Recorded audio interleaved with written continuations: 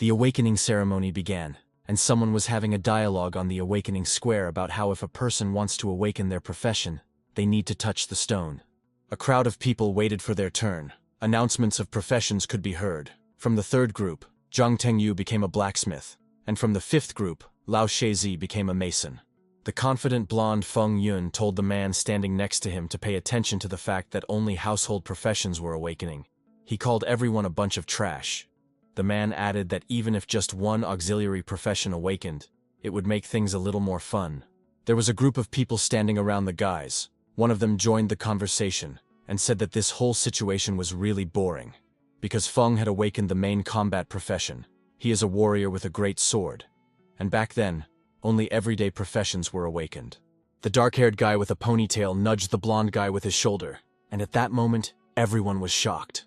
A guy from the crowd intervened, asking who he was and how he dared to bump into Brother Feng. But the guy continued on his way in silence. Only after taking a couple of steps forward did he turn around, apologize, and add that he was in a hurry. Feng and his subordinates looked at what was happening in shock. The blonde wanted to say something, but the guy interrupted him, saying that the young man looked so arrogant. Was he really from a rich family? Feng's gaze changed. He narrowed his eyes and asked questioningly about the rich family. That guy turned out to be Lin Han. The blonde asked if they remembered the family that was destroyed for some reason several years ago. Feng added that he felt sorry for one of the two geniuses of the first high school, who had wasted himself so uselessly, and yet he still had the nerve to come to the stone to awaken his profession. Lin smiled and thought. The guy realized that Feng was some kind of weakling. All he could do was yelp from the sidelines. But he thought that if he awakened a rare profession, he would become cool. He put his hand to the stone with the thought that now he would show everyone what real talent is. A golden glow began to emanate from the stone, and a golden figure appeared high above it, blinding everyone.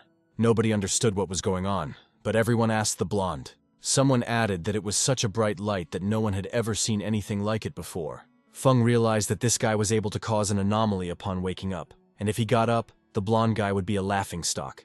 The awakening stone has produced a result. Two girls were discussing what they saw. It turned out to be a hidden class, but it was only a beast tamer.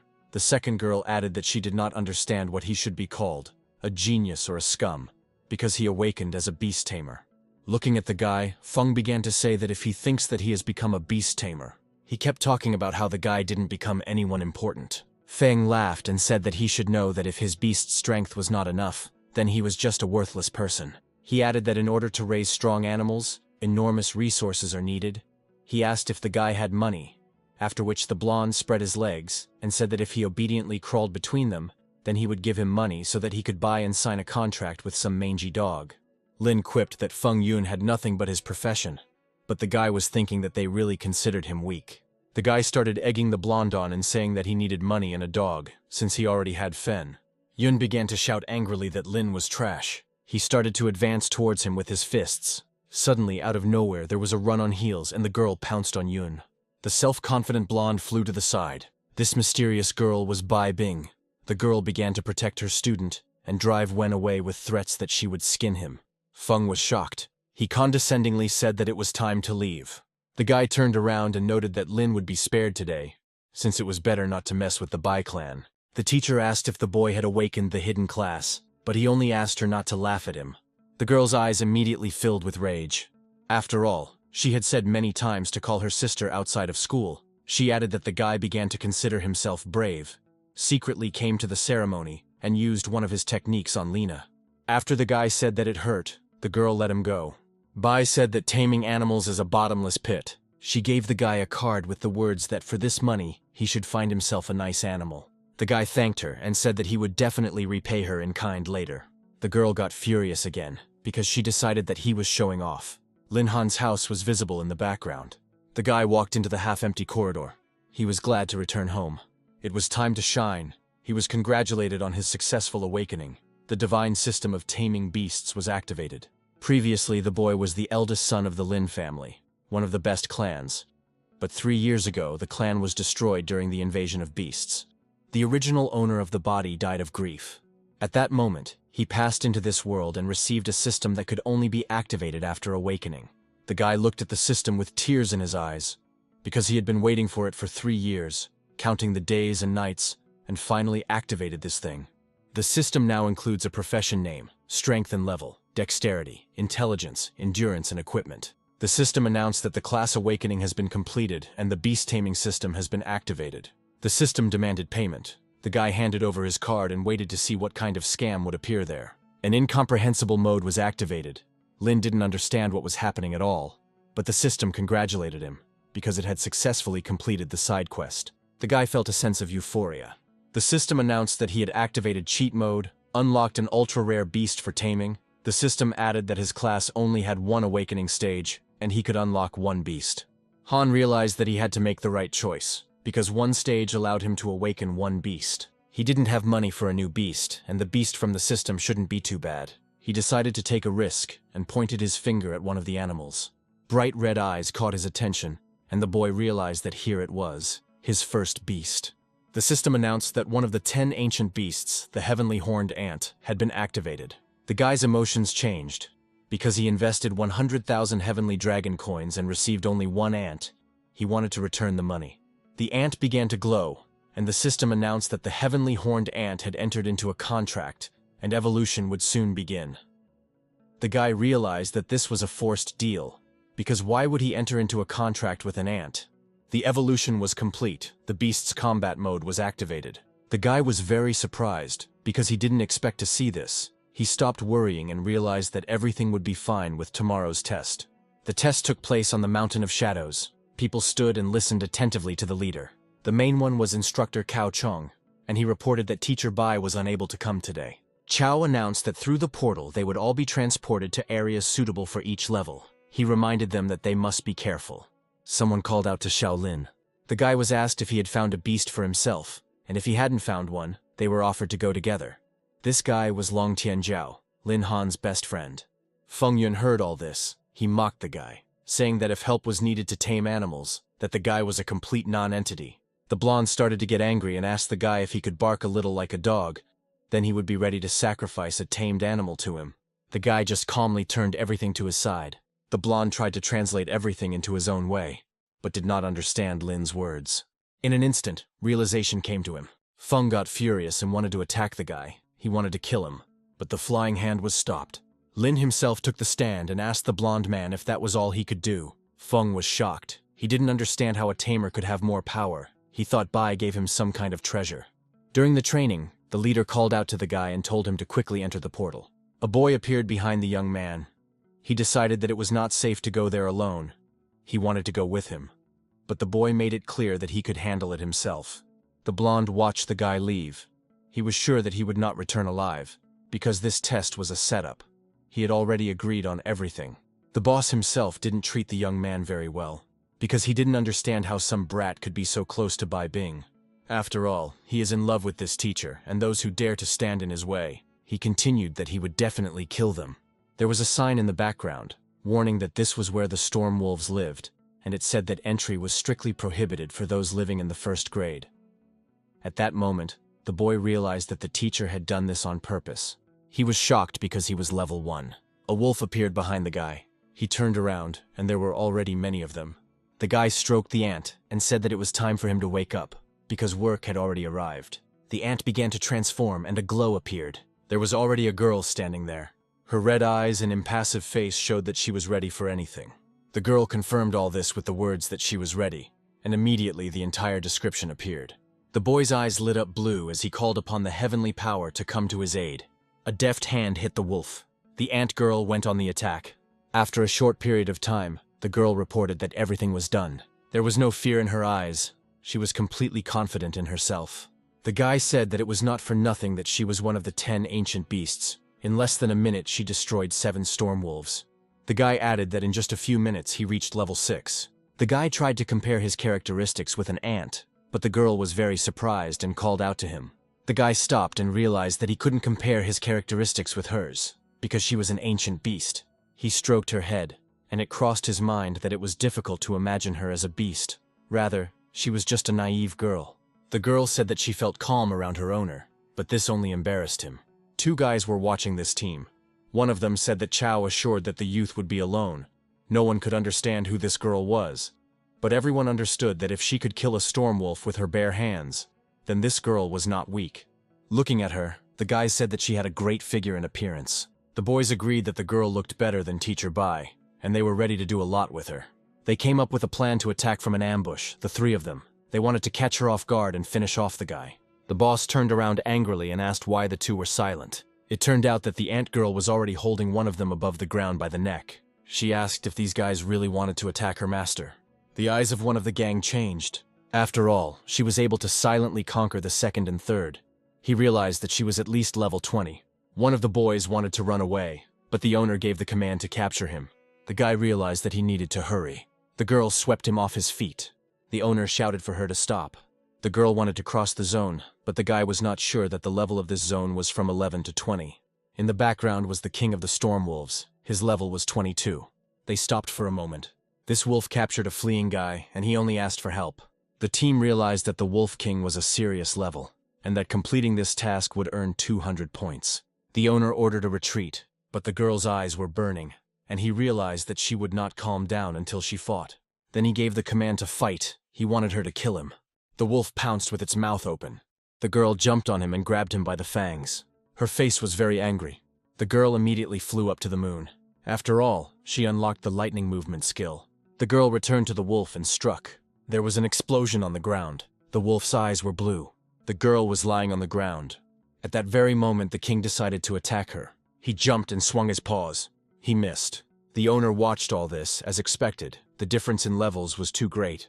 These wolves have no honor at all, because one of them brazenly attacked him. 3 people were already heading towards him. He added that they were not ready yet. The owner thanked them, because they came to the slaughter themselves. After all, Lin was thinking about how to deal with the Wolf King. And now it was decided by itself. A hint appeared that he had almost completed the first task, which was to destroy 10 beasts. The guy ran into the animals. He grabbed the wolf by the mouth. The owner abruptly divided it into 2 parts. And at that very moment a hint appeared that the first task had been successfully completed. The guy got 100 points and decided to use a furious blow. The girl was with him. A bright glow appeared around her. The owner spent 100 points to awaken the skill of the furious strike for the horned ant. This strike dealt 100% damage equal to its power, and the cooldown was 5 minutes. The girl in the form of an ant began to rise upward in a spiral. The wolves were at a loss. Immediately a blow came at them with enormous force. It was a horned ant. She flew at great speed. The ant returned to the form of a girl. She flew up and blood splashed around her. A powerful blue shockwave hit the ground. The girl killed the Wolf King, and a hint immediately appeared that the level was completed. The owner looked at her with admiration. He was pleased with the ant's work. There was a strange emotion on the beast's face, and the owner thought that the system had notified her. The girl received a hint that the furious blow was completed. The girl called out to the guy joyfully. She rushed into his arms, saying that she had killed this big dog, and the guy asked her to calm down. The guy had a strange feeling.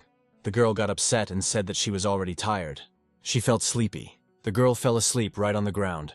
The owner stroked her head and thanked her for her efforts. He said that it was time to rest. The ant had energy-saving mode turned on. The girl was recuperating. The guy opened the system and wanted to see what had come up. He was delighted. He was very lucky, because the wolf's fang handle fell out. Lin decided that as soon as he recovered, he would immediately continue hunting. He decided to check his level, but the system issued a reminder that he now needed to continue leveling up. Lin had planned to continue hunting to become stronger and earn money for equipment, but it seems he no longer needs it. Before leaving, Lin decided to talk to the still-living guys to understand who sent them in the first place. The guy's mood improved, because he realized that he wouldn't be bored. A few hours later, the leader gave instructions to the medical team, as the test participants would soon return. He added that everyone should be ready to examine and provide assistance to students. Someone called out to Chao Chun. It was Teacher Bai. Everyone was surprised by her appearance, because she had some other things to do. The man immediately began to justify himself, saying that they were only meeting students returning from the test, and that she shouldn't have practiced like that. Teacher Bai came to inquire about Lin Han's test and demanded an explanation. Chao began to say that he knew that the teacher was close to Lin, but as instructors, they should treat everyone equally. The man wanted to take Bai to a secluded place to tell her something, but she interrupted him. The girl put a knife in front of him and reminded him that she wanted an explanation. The knife was already at Chao's throat. The man was shocked. He didn't understand what she was even talking about. The girl began to press that Lin had just woken up, and he had already been sent to the silver-level training area. The girl added that if he doesn't have a family, why did they decide that they can do whatever they want with him? The man added that he was simply misunderstood and had other reasons. Lin Han awakened as a beast tamer. The man did not send him to his death and that he had arranged for 3 assistants. The teacher threatened that they should pray that the boy would be okay. She said that no matter what wound he received, she would cut off the same part from him. Chow agreed with her and thought that she was just trying to act tough. The man's eyes lit up, because she wouldn't be able to be so bold when she saw Lin Han's corpse. The boy had dirty thoughts towards Teacher Bai. Everyone was told that the test participants had returned. Leng Ling Shui emerged from the 6th group. She received a rare profession. She completed the test first. Feng followed the girl out, saying that, as expected from the best student, she had even outdone him. The guy put his hand on the girl's shoulder and wanted to invite them to get closer, because they were 2 geniuses of the same generation. But the girl dodged his hand and calmly continued to walk forward. She turned around and added that if it were old Lin Han, she would think about it some more. But as for this guy, he should not think about it and forget about it. Feng was furious. Someone's sharp steps began to approach. At that very moment, a guy came out and started asking about little Lin. Feng quipped and said that he didn't expect to see him here at all, because he was sure that he wouldn't pass the test. But luck smiled on him. The guy said that his friend Lin was less lucky, and he was sure that he died. Lin's friend asked him to repeat it again, and Feng said that Lin Han died there, that he was just a trash beast tamer. The guy told him to shut up. He was advised to stop worrying about others and improve his own strength. Tian ordered the boy to step aside and not interfere with the others leaving. The friend was confident that Lin would return.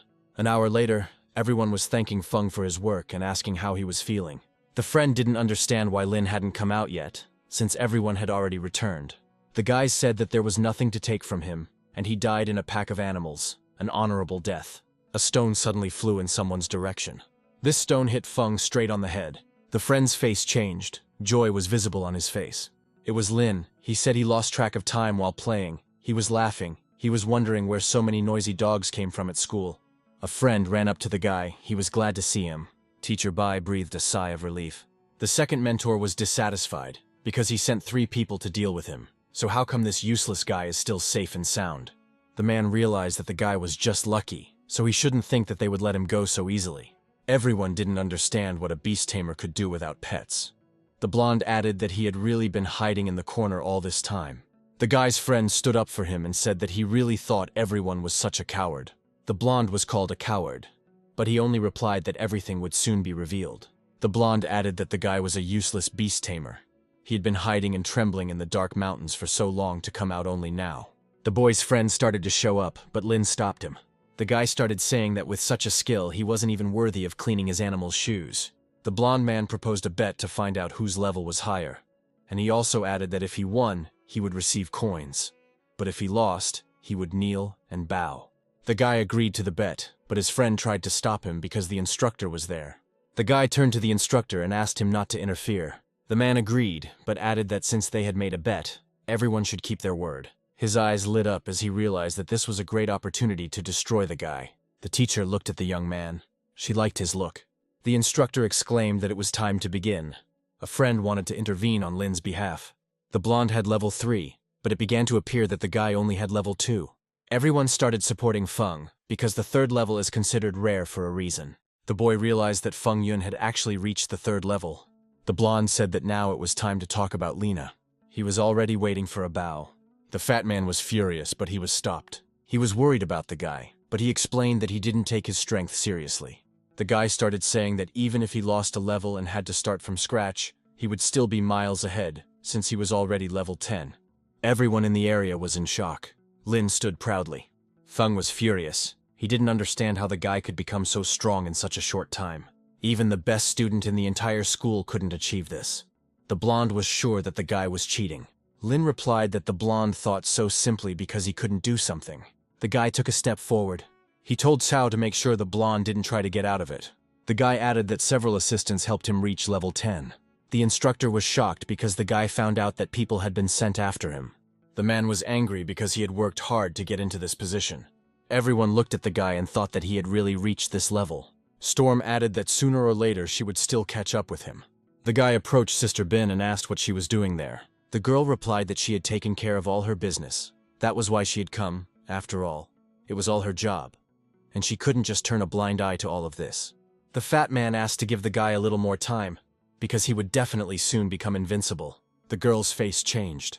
The instructor attacked the guy from behind. Lin's face did not change. Bai jumped forward, shouting for caution. 2 blows came together in one.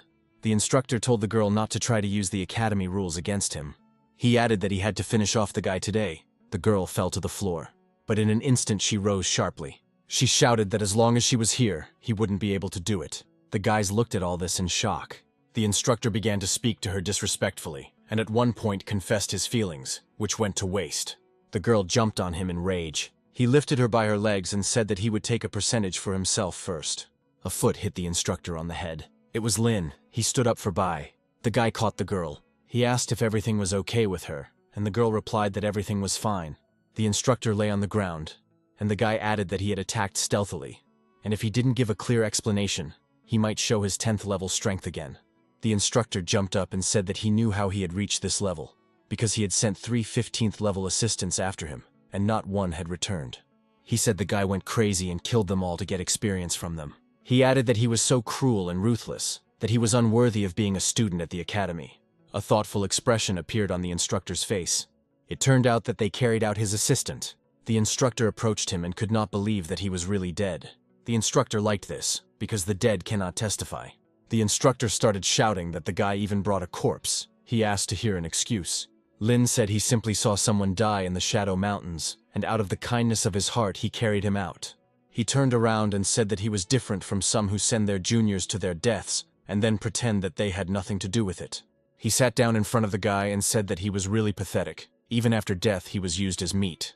Chow was angry because the guy said that if he didn't like it, then he should remember that at night he needed to find the guy, and not Lin. The instructor tried to attack the leader again, but the teacher and his friend began to shout loudly. The guy egged Chow on, saying that she could spill his dirty tricks. The man missed and told him to shut up, justifying everything by saying that he did it to avenge A Hao. Lin said that men don't understand what he's doing. The blonde's team was on the instructor's side. Everyone supported him. The man's fist moved towards the young man again. But the guy came back again, and this only irritated the instructor. The guy understood that Cao was much stronger, and that he was no match for him in any fight. However, he did not intend to fight with just his fists. The boy took his ice staff. The man's leg immediately flew up and the guy kicked it. The man flew into the wall at great speed. Lin caught himself thinking that after pumping up his strength had noticeably increased. The guy realized that he just needed to move away. In the end, his characteristics may be slightly inferior to the instructor.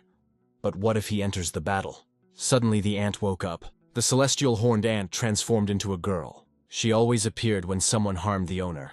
The instructor's eyes lit up red. The ant exclaimed that the instructor must die. A huge blue explosion appeared. The girl struck. The guy's friend was very pleased. The teacher didn't understand who this girl was. The blonde's team didn't understand what had happened or why the instructor had flown away. The ant girl screamed in anger. The owner brought the girl back, and she stopped abruptly and her eyes changed. Her true nature is that of an ancient beast, and this is too dangerous information. If it is revealed too soon, it will be bad for all of them.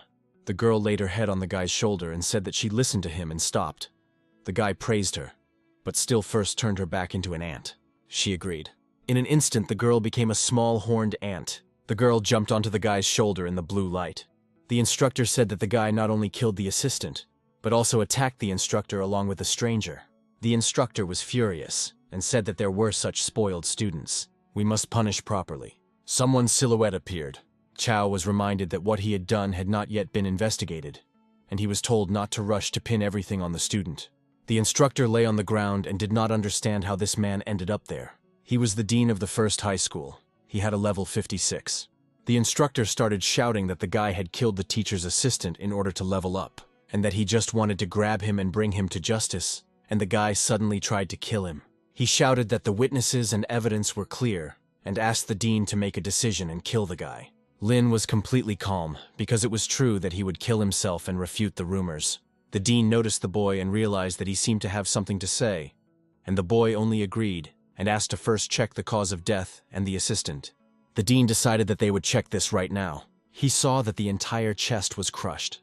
Most of the internal organs were torn, and such fatal wounds must have been the work of a large animal.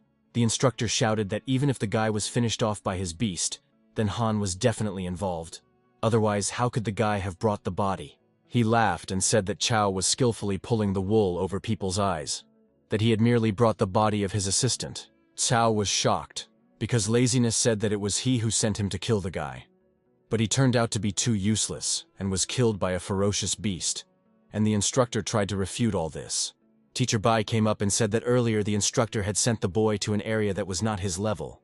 Chow considered all this unfair. He insisted that he could not harm the student. He shouted that these were just empty words and there was no evidence. The dean asked the young man if he had any evidence. The instructor's eyes lit up, because the people he sent were all dead, and there was no evidence. Lin Han waved his hand, forming a magic ball as he looked at his opponents. The men rolled to the ground, their faces twisted in horror at Lin's magical power. The girl watched the situation unfolding before her eyes questioningly. The fat man also directed his stunned gaze towards Lin and his assistants. Han said that one assistant died on the spot only when he went out and killed the Stormwolf King. His face reflected an unkind thoughtfulness and cunning, thereby igniting interest even more. Lin swung his leg, landing a painful blow on the man's tailbone. The men, wincing in pain, shouted their explanations at the same time. Ants ran across the young men's legs, causing them unpleasant pain. The guy grinned evilly, rejoicing at his successful torture. He turned to Instructor Chow, clearly expecting some kind of explanation. Chow became furious, waving his hands in frustration. His gaze was directed towards a certain mark, enveloping in magic. She pressed tightly against his chest, causing the man to throw his head back from a certain current. The dean reminded Chow that intending to harm a student was a violation of the academy. A blue glow emanated from his finger, and the threat only added to the seriousness. The girl grabbed Lin's hand, expressing her concerns and suggesting that he take a rest. Holding hands, they fixed their gaze on someone's figure in front of them. The girl folded her arms across her chest, clearly addressing Lin with displeasure. She leaned towards them, wondering how he killed the Stormwolves. After expressing her doubts, she offered to hold Lin's palm. She challenged him, wanting to fight and evaluate the young man's capabilities. He replied, both dissatisfied and doubtful, that now was not the time. Suddenly their hands were roughly separated with just one wave of the hand. Bai said that now they should sum up the results of the test and not measure their strength. An angry atmosphere hung in the air as the girls stood opposite each other, responding to each other with some aggression. Lin awkwardly raised his hand, asking if everyone would be allowed to go home to rest already. Now the girls turned their angry gaze towards the young man, while he tried to change the subject. Teacher Bai was lost in her thoughts, immersed in unconscious jealousy at the presence of competitors in her circle. Frowning, the girl turned around, warning the boys of her departure. Len began to put pressure on Lin, making him feel awkward about refusing. She agreed with him, but reminded him of the promise. The young man sighed wearily, thinking about the teacher's reaction. Golden doors framed by an arch allowed entry into the trading area of the Shadow Mountains. Lian was considering a plan to sell things to pay off debts and cover expenses. A man named Tian, who was the manager of the trading floor, entered the room. The young man presented the items for sale with some pride, waiting for the manager's reaction. The man's reaction was somewhat ambiguous. The expected delight or joy was replaced by concern. The manager had a question, and he politely asked if he could ask it. Suddenly he laughed, confirming that he was an old friend of Lin's father. Patting Han on the shoulder, the man expressed his pride at his achievements at such a young age. A cunning plan crept into the young man's head to increase the selling price, using his father's friendly connections. While the father's friend, hoping for the stupidity of youth, wanted to negotiate a lower price, Lin grinned and spread his arms, presenting his wares once again. Smiling slyly, Tan offered to give 5 million dragon coins in exchange for the items. Lin quipped that despite his friendly ties with his father, the deal had to be done according to the rules. They began to bargain, each offering a price that would benefit him. Finally reaching an agreement among themselves, they settled on 6 million. By shaking hands, they supposedly strengthened their sales agreement. The waitress brought the payment cards that Uncle Tanya started talking about. Taking both cards, the boy thanked the manager with an approving smile on his face. While thinking, Lin also wanted to look at a couple of magic scrolls. Watching Han Yu go, Tan thought that great achievements awaited this young man. He chuckled, excited about the potential benefits he might gain from Lin in the future. There was a black car parked in front of the young man's house, and a man in a suit was sitting next to it. The young man did not expect to see him near his house and asked about the reason. It was the manager of the Bai family, who immediately greeted Lin with a bow. The young man noted that they had not seen each other since the Lin family had fallen into decline. Miss Bai went to the Diamond Dungeon and captured the Void Beast there, after which she was placed under house arrest. instructing the manager to hand over the beast. Lin was flattered by Bai's sacrifice, as the diamond dungeon did not inspire a sense of security. He reached for the door, wanting to see the beast. The Duke abruptly slammed the door with his palm, saying something about a certain message from the gentleman. He made a distinction that if Lin took the void beast, there would be no obligations left to them. His face suddenly distorted, expressing a frightening gloom. The young man was stunned by such a sudden change, his eyes widening in surprise and his palm lowered. He thanked the butler for his help, but emphasized that he had never asked for it. Moving from the spot, Lin refused to accept the beast. Han firmly decided that he would no longer accept either help or beast from these people. The butler, with a sly grimace, insisted that Lin take the gift. His body was covered with a magical shell, orange in color. From the unexpected attack, Han's eyes suddenly turned red. He looked confident, even though he didn't yet understand what was happening. The butler rose into the air, a fiery aura wafting around him. However, fear gripped him, and he began to doubt his own strength. Enraged, he was sure that he would not let himself be defeated. Throwing the cards towards the butler, Lin offered to take them. The man caught the card with 2 fingers, not understanding what was happening. He decided to end his debts by giving Bai his debt along with interest. Lin warned that next time attacks against him there would be consequences. The manager was stunned by his behavior. The young man had never shown such responsibility and self-confidence before. Suddenly a red building with barred windows appeared, creating a gloomy appearance. The guy plopped down tiredly on the bed, succumbing to his thoughts.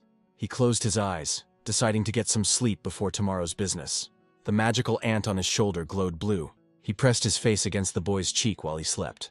Suddenly the room was illuminated by a bright color, rays of light peeking out from the windows. Hanging on the guy's chest, the blonde addressed him as if he were her master. Putting her arm around his shoulders, the ant girl praised him for his efforts. The next day was spent in the temple changing classes. Lin walked through the crowd, which was excitedly discussing his achievements. It made him feel awkward, and Han wanted to avoid something like this in the future. His foot stepped onto the brown floor with beige accents. Entering the room, a huge magic crystal stood in front of Lin. The receptionist said that you just need to place your hand on the crystal to display the task to change class. The crystal lit up, revealing task number 10. Lin peered at the task, assessing its difficulty. The level of the task was displayed on the big screen, which attracted people's attention. Everyone was saying that this hellish level was impossible to pass. Lin covered his face with his hand, mentally cursing his luck. A loud announcement about a 5-star mission was made. People were wondering who this loser was who pulled off such a task. Lin stretched his hands upwards, reassured by the fact that the system did not announce the participant of the task. He accepted the assignment and decided to take action. The destroyed ruins stood one after another. Men in uniform walked around the tents and cars. This is the gathering place of the mercenaries. The muscular man announced that they had not had a single person come for the task. Suddenly some sound caught his attention and his eyebrows frowned. Lin walked past them, kicking at the sand. The workers stared at his back, exchanging thoughts about the young man's wealth. They called out to him and asked if he had come for a mission. The squad boss made an offer to help Lin for a certain fee. He didn't even look in his direction, quickly voicing his refusal. The jock continued to follow him, trying to bargain. Han grabbed his wrist sharply, firmly confirming his refusal once again. He threatened that if the leader of the squad continued to pester him, he would lose his arm. Then he suddenly pushed him away from you, causing the jock to lose his balance. Lin looked at them sullenly, considering the mercenaries to be thieves and murderers. The leader became angry, baring his teeth and throwing glances at Lin with the desire to finish him off. Suddenly someone called out to him, trying to calm him down. The red-haired girl stabbed the knife into the hard surface, wanting to stop thinking about fighting. She announced that a little later their squad would deal with Lin. Lin looked at the scenery in front of him, noting that it did not match his expectations. The ant girl began to transform, glowing with magical light. He praised her by poking her on the nose. A system task appeared before the guy's eyes, something he didn't expect to see.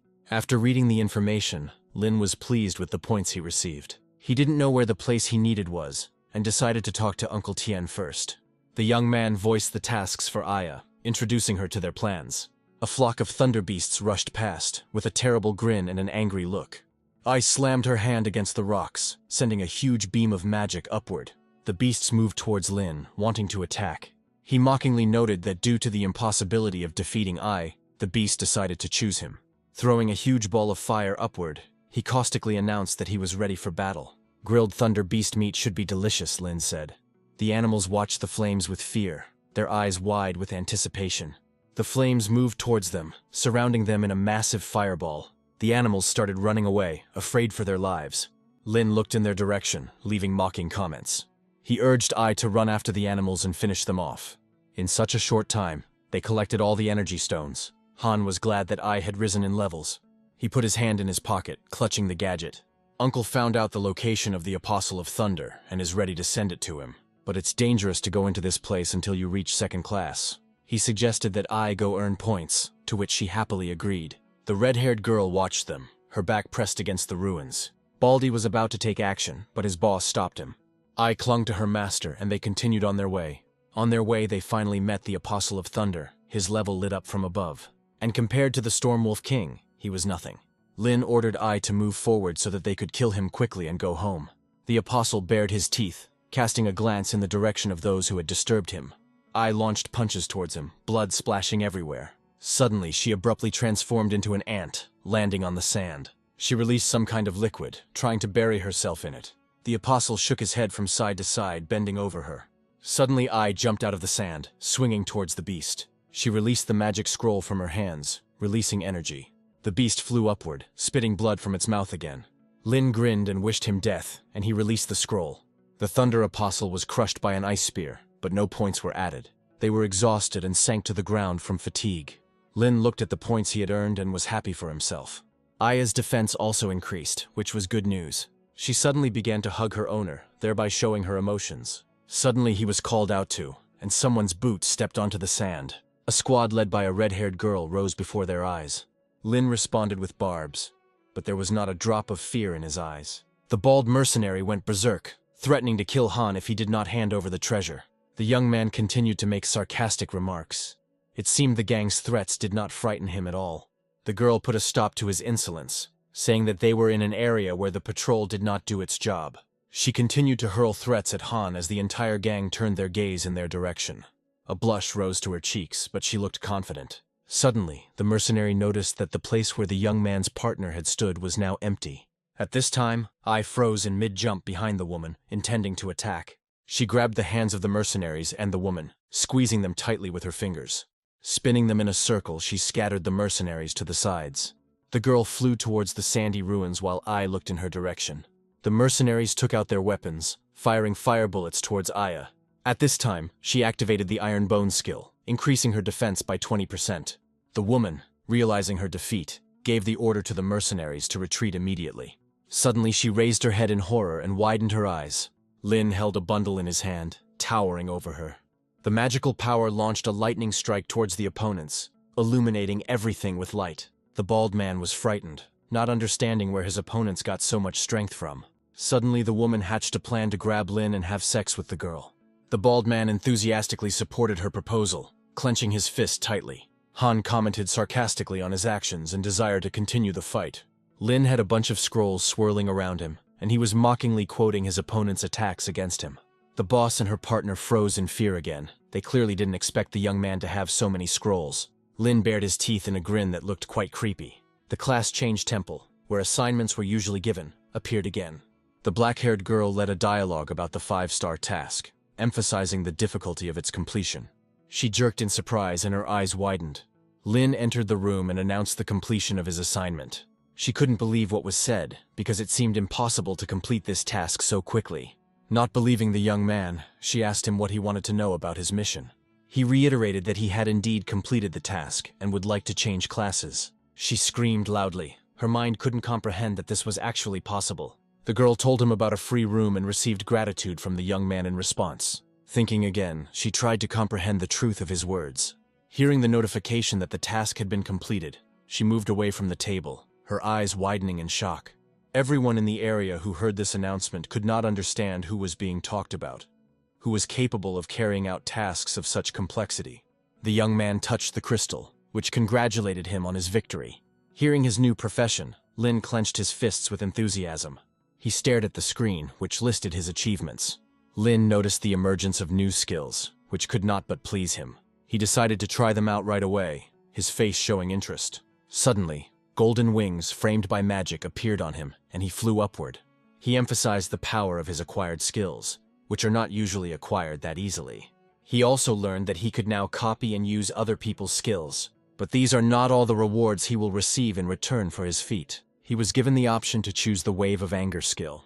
He reached his finger towards the yes answer, confidently pressing the button.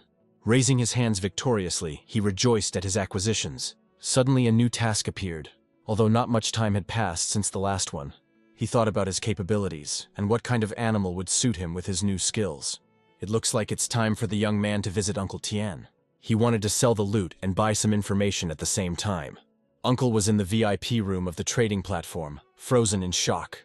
Behind the young man were gold bars, piled on top of each other and reflecting the bright light. The man called his assistants to check the loot and put a price tag on it. Taking a look at the girls and his catch, the young man wondered how he had obtained it. Uncle announced the price and said that he would immediately order the money to be transferred to Lin's card. Lin handed over the card and said that he also needed a trained beast with lightning skills. Clutching the map, the uncle repeated what the young man had said, thinking. Suddenly he was struck by a realization, as if he had remembered something. He said that a few days ago a thunderbird appeared in the Thunder Forest. Many tried to catch her, but failed every time. Lin shook his uncle enthusiastically, saying that it would suit him. The uncle said that there was no more information, but they acquired one feather of this bird, and it starts to glow if you get close to the Thunderbird. Lin said it was a good thing and he would take it. The uncle slammed the box shut and announced payment. He set a price tag of 1 million for payment, and only after that would the pen be in the hands of the young man. Lin was clearly not happy with the price tag, but the feather was also important to him. He still agreed to the deal and the given price tag. Han squeezed the box in his hand and decided that the bird was worth it.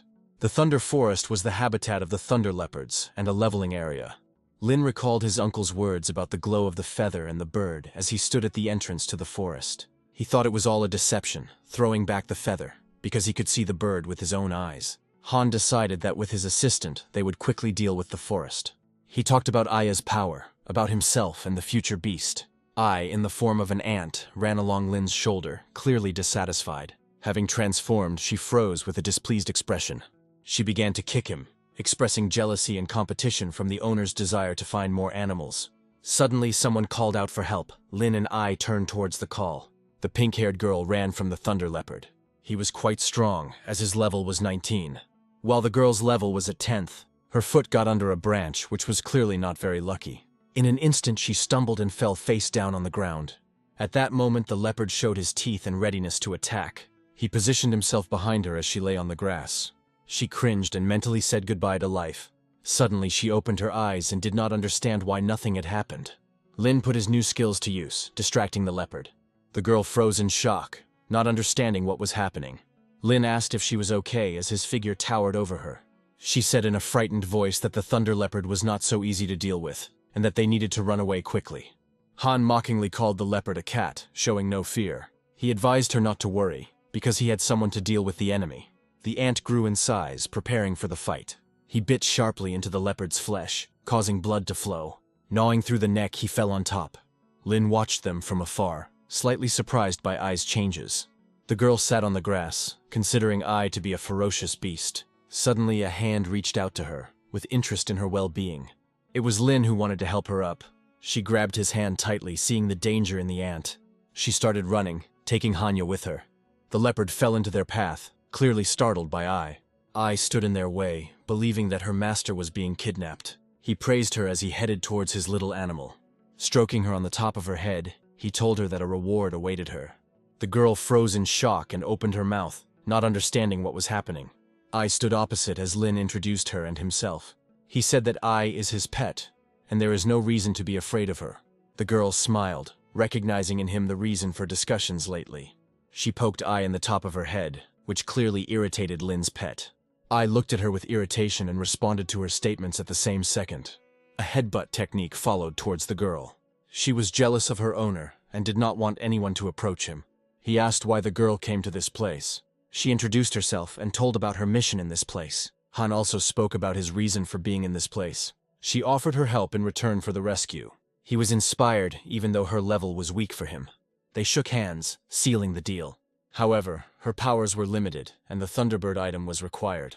Lin showed her the feather he had recently bought. She stressed that this is an ideal opportunity to determine where the bird is. He assured her that she could do whatever she wanted with the feather. Wei began to use her skills while closing her eyes. It dawned on her that she had apparently found something. She confirmed the find and told us to follow the light.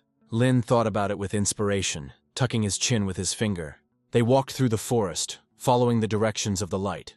Lin stopped Wei abruptly, warning him about the beasts. Frightened, she asked what they should do. The girl pressed her chest against the young man's shoulder. This action did not please Ai. She watched Wei angrily.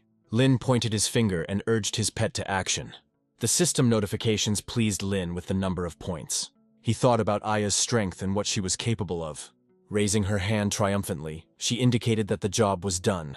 Wei was amazed at the strength of some ant, not believing her eyes. Lin finally reached level 11, which made him noticeably happy. The girl pushed Wei away from the young man with one wave of her hand. He laughed, but told her to go back to her old self. Wei got down on all fours, not understanding what had happened. But in the area I saw only Lin and an ant. She quickly realized that this was just Han's pet attacking again. They exchanged glances, but Ai clearly showed displeasure. Ai didn't like that someone was taking away her master's attention. However, Wei was only touched by her and did not believe that anything was making her pet angry. She wanted to pet her and pulled her finger. Ai just stretched her paws, trying to fence herself off. Lin laughed and warned that his pet would soon get angry. He asked Ai to clear the way for them and sent her ahead. The young man was glad that in such a short time, he was able to rise to level 15. Ai fell asleep on his shoulder, clearly tired. They exchanged glances with Wei as they walked along the forest. The entire Thunder Forest was protected by Lin and Ai. But now they had to find the bird, not deal with the animals. Suddenly Ai started making sounds which alarmed Lin. There was something ahead that even she feared. On a branch, in the night, sat the Thunderbird they were looking for. She was on the 13th level, which gave her a chance to reach an agreement. But the bird suddenly took off, frightened by the presence of strangers. Wei said that their classes did not allow flying, which meant she was missed. Lin chuckled, remembering his new skill. He activated a new skill that helped him fly. Taking off, he chased the Thunderbird. She was hovering in the air, not far from Lin. Everyone turned their gaze towards her, at a short distance. He put forward his proposal to her to become his pet, to which the bird discontentedly flew away to the side further than Lin. He was upset by such a violent reaction and became dejected. But still, it interested him, and he flew towards her. Wei glanced gloomily in their direction and decided to stay put. He reached out his hands to the bird, again bombarding it with offers. Almost touching her tail, he clenched his fist. Angered, Lin noticed that she had run away again. The bird was reflected in a magical light, with reflections of purple rays. Lin clenched his fist enthusiastically, ready to fight. He wanted to subjugate her at least through battle. Han used his furious strike skill. He grabbed her by the neck, finally sealing the contract. The system displayed a notification about the contract being concluded, also showing the pet's skills. Lin thought that the thunderstorm skill was a real weapon of mass destruction. The girl, slightly embarrassed, raised her head and greeted her master with a slight smile on her face. Lin couldn't help but notice the girl's figure, and was quite surprised that it was a truly ferocious beast, noting that it was even more ferocious than Ai. Ai was sitting on his shoulder, still in her ant form, but already quite angry. In an instant she transformed and frowned, looking intently at the new girl. Ai sternly told her not to dare take her owner away from her, to which the girl replied that she would swallow her with one beak and not notice. Lin tried to calm them down, saying that they were now one family, and asked Ai to give in a little, as the older sister who was the first to take human form. The bird asked its owner to give it a name as soon as possible. Lin thought for a moment and said that he had once heard in a poem that when yin and yang mixed, lightning was born and was called the drum of heaven and earth. He thought for a moment and said that her name would now be Tian Hu, to which the girl said that she really liked that name. The guy thought that she was very sweet and gentle, and that she possessed such a wild technique as a thunderstorm. He was quite interested in trying out her skills in action. And then Lin remembered that this was just the opportunity to show what she was capable of. He looked towards the mysterious girl he had saved. After some time, they all went together to the Barbarian camp. Wei approached the guy and asked if he really wanted to help her complete a 4-star quest, adding that her goal was to hunt the camp leader. Lin said that she helped him find the Thunderbird, and he would help her with the task, and that it was fair. The guy followed Tianhu with his finger as she flew away, telling her to show what she was capable of. Tianhu flew slowly, lightning flashing around her wings, which looked very mesmerizing. In an instant, she turned into a human and continued to float in the air, only now lightning was around her hands. She looked quite menacing. Fixing her gaze, she screamed, "Thunderstorm hail." A tornado appeared in the sky, from which lightning shot out in different directions and very frequently. The barbarians in the camp looked at the sky in bewilderment, not understanding what was happening. Lin thought at that moment that she would show herself, and very well. But he immediately realized that the level of the monsters here was too low. One blow from Tianhu, and all he would have to do would be to kneel and beg them not to die. Lin shouted for Tianhu to do as she wanted. She just didn't need to kill the barbarian leader. Tianhu, hearing her master's request, cried out with a smile that she was ready and quickly flew towards the ground. Her speed was too great, and after she landed on the ground, the shockwaves scattered the barbarians in different directions. Many were already lying on the ground, paralyzed by lightning. But one of the barbarians was standing on his feet and aiming his bow at her.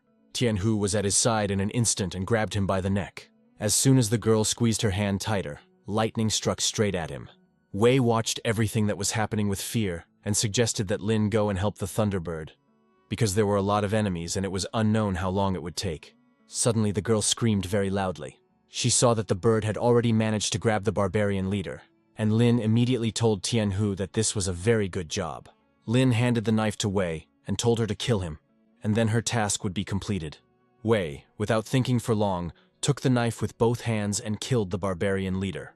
The girl became embarrassed and, without looking at the guy, thanked him, adding that she definitely wouldn't have managed without him. Wei said that she lived very close by and besides, everything was already done. She offered to show him the city of Yuzhou. Lin said that it was not worth doing this, because she also helped him with the Thunderbird. And as he left, he added that he hoped that fate would bring them together again. Wei looked at him with a smile and told herself that she also really hoped that they would meet again. Lin walked along, thinking that he had experienced incredible luck, having tamed a second ferocious beast in half a day. He understood that now he needed to properly plan his further pumping. But his thoughts were interrupted. His phone rang and he looked at the screen, puzzled as to why Fatty Lun was calling him at such a time. He picked up the bell with a smile and said that if he was inviting him to dinner, he would be happy to go out. Lun laughed and said that he had a completely different but very important matter for him. Fatty Long asked Lin if he had heard of illusory reality. Lun began to explain what it was and how it happened. He said that the illusory reality is a virtual space created by the Imperial Army. It can not only simulate different battle scenes, but also generate different ferocious beasts to fight against the awakened. Lun added that although you won't gain experience there, it's ideal for practicing techniques and skills.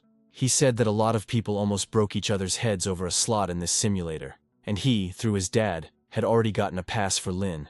Lin thought that Tianhu and I had excellent individual abilities, but their teamwork was difficult. He was already imagining in his head that the illusion had actually helped them, and they were able to get along with each other. Lun said that he sent the address to his phone, adding that he should definitely go there when he had time. Lin hesitated a little, because Fatty Long had already done so much for him. After all this, Lin went to his room and went to bed. In the morning, he was awakened by the loud sound of the alarm clock at 8 in the morning. Opening his eyes, he saw I in front of him, which surprised him, that there had been such provocations since early morning. Tianhu hugged him and held him close, telling him that it was still early and he could sleep a little longer. A tried to push the girl away from the owner, to which Tianhu said with a sly smile that in that case the owner would be better off hugging her because she was small. They started pushing each other, grabbing hands and shouting various offensive things, while Lin watched all this silently. He was already a little tired of this, because both of them, on the outside, were grown-up beauties, but inside they were like children. The center's assistant kindly informed him that Mr. Lin's identity had been successfully confirmed and he could enter the capsule to enter the illusory reality. The guy thought seriously when he heard that he would be able to choose a dungeon of the appropriate level if he could break the record and get a reward for it. The young man climbed into the capsule with his companions and began to wait for the full immersion. A large table appeared in front of his face, confirming his choice of difficulty level, which he confirmed without hesitation. Gradually, reality began to distort and transform, but for a full download it was necessary to wait until 100%. In front of them they saw an illusory battle arena, in which they would have to fight their next opponents. Enraged wolves were waiting for them right at the entrance to the arena. Looking at the flock of evil predators with their legs burning with blue flames, Lin Han called them his old friends. Suddenly I jumped out from behind his shoulder and shouted that she was more suitable to be next to her master. Gathering all her strength and confidence into a fist, she rushed straight towards the wolf's mouth. With one powerful blow, she managed to throw all her opponents a couple of meters away from her. Feeling all her confidence, I turned towards her partner and proudly showed her the middle finger. Tianhu looked at the girl calmly and couldn't understand why she, like a naive child, considered this trifle a reason to boast. Having decided that it was time to show which of them was truly stronger, the girl began to gather all her magic around herself. A second later, a huge purple-pink cloud of magic gathered behind Tianhu. Realizing that another conflict was about to occur, Lin hastened to calm them down and said that they should all love each other as one big family. He understood that both girls had strong characters and it would be difficult to deal with them. While Lin was pondering his difficulties, a wolf tried to pounce on him from behind. But thanks to his quick reaction, the guy immediately eliminated another problem. The girls stopped their argument for a moment and ran to their master to make sure he was okay. Their main mistake was that in all the squabbling they forgot even about the owner's safety. Before the next wave of beasts, a warning appeared that the enemies were now closer to level 20, and that they needed to be more careful. Even some rare combat professions couldn't handle this difficulty, but Lin thought it was just right for him. The beast tamer's biggest weakness is its lack of combat power. Gathering his strength, Lin thought about the reason why he came to the illusory reality. Having hit the wolf right in the jaw, he came to the conclusion that the main reason was to make up for the lack of strength. Flying far up, the wolf could only make an unintelligible howl, to which the boy did not react in any way. Tianhu and I watched their master's actions with admiration in their eyes, and said that he was amazing. Lin himself noticed his increased strength, and noted that it was not in vain that he invested all his stat points into strength. Suddenly the wolves howled, which meant that the real battle was about to begin. The guy was ready for anything, and calmly began giving orders to his assistants. I said that although she didn't want to fight alongside Tianhu, Master's order would be carried out. At that moment, the only thing the guy was interested in was whether the wolves could match I in strength or Tianhu in speed. The enraged girls immediately began to deal with their enemies. Meanwhile, life was in full swing in the testing center of the illusory world. A group of guys with a sparkle in their eyes were enthusiastically discussing how Brother Feng had killed all the beasts with the giant sword. If Shu's classmate invited him to join the team next time, he would gladly join. However, the girl refused, adding to her refusal that she preferred to fight alone. The blonde looked at her with excitement, and thought that if this flower was as cold as they said about her, then he would try to pick her. Suddenly a cry was heard that this speed would break all records and that something was wrong with the numbers. Looking at the board in the middle of the wall, Feng saw that a certain participant, Lin Han, was already in the final stage of his trial. People around him couldn't believe that he managed to reach the final stage in just 9 minutes. The girl felt like she definitely knew him, while Feng referred to a simple coincidence of names. My thoughts were interrupted by a loud announcement that the silver dungeon record had been updated to 9 minutes and 8 seconds. At this time, the tired Lin Han was glad that the battle was finally over. As a reward for successfully completing the mission and setting a new record, the guy received the skill of growing thorny vines, which could be useful in future battles. Lin noted that he found the illusory world quite interesting and next time he would try a gold-tier dungeon. Returning to real reality, the young man climbed out of the capsule he was in. Slowly, still recovering from his immersion in the illusory world, Lin walked towards the hall. The news that a new record had been set by a certain Lin Han had already spread among everyone present. The guy was irritated that this time, for some reason, they even told him his name. Although he tried to pass through the crowd unnoticed, the girl saw him. Feng was furious that this guy had stolen his glory again. At this moment, the control center of the illusory world was analyzing the last test. The employee informed the commander that an anomaly had been detected in this world, namely that a second-stage beast tamer had broken the silver level record. His solo time is simply incredible, with even some Tier 3 pros unable to achieve such speeds. The commander came to the conclusion that if his beasts were so strong that they could reach such a level in the second stage, then they were definitely geniuses and needed to be recruited into the army immediately. As he left, he ordered that he would receive all the information about this man by tomorrow morning. The next day, the class continued to discuss Lin Han's incredible abilities. The praise of his personality was interrupted by the sudden appearance of Feng Yun's company. He kicked the door open and shouted for Lin Han to come out to him immediately. The guys didn't expect to see him here, and started teasing him about whether he was afraid that Lin Han would punch him in the face. Feng Yun was convinced that Lin Han had broken the record completely by accident, and had simply robbed him of his glory, since Feng's parents had recently been supplying him with resources to level up.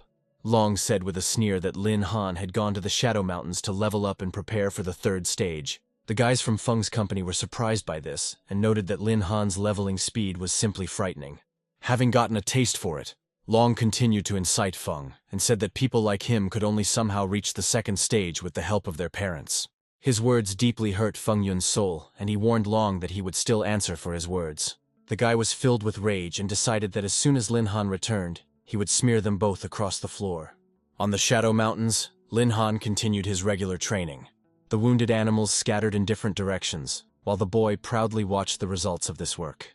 Judging by the speed of his two assistants, the third level will be reached in the blink of an eye. Having completed her task, AI threw herself on her master's shoulders to immediately inform him of her results. At this time, Tianhu came up completely calmly and said that she had killed 2 more animals than her little sister.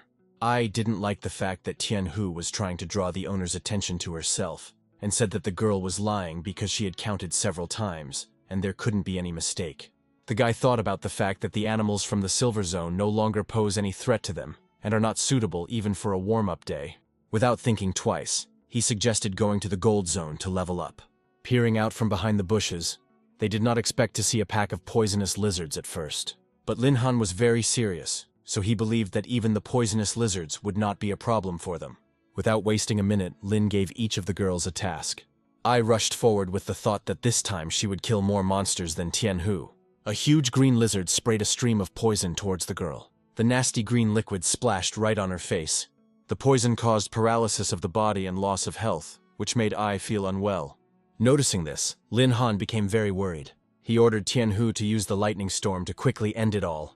Rising high above the ground, Tianhu directed purple lightning beams straight at the lizards. A bright flash of lilac light blinded them.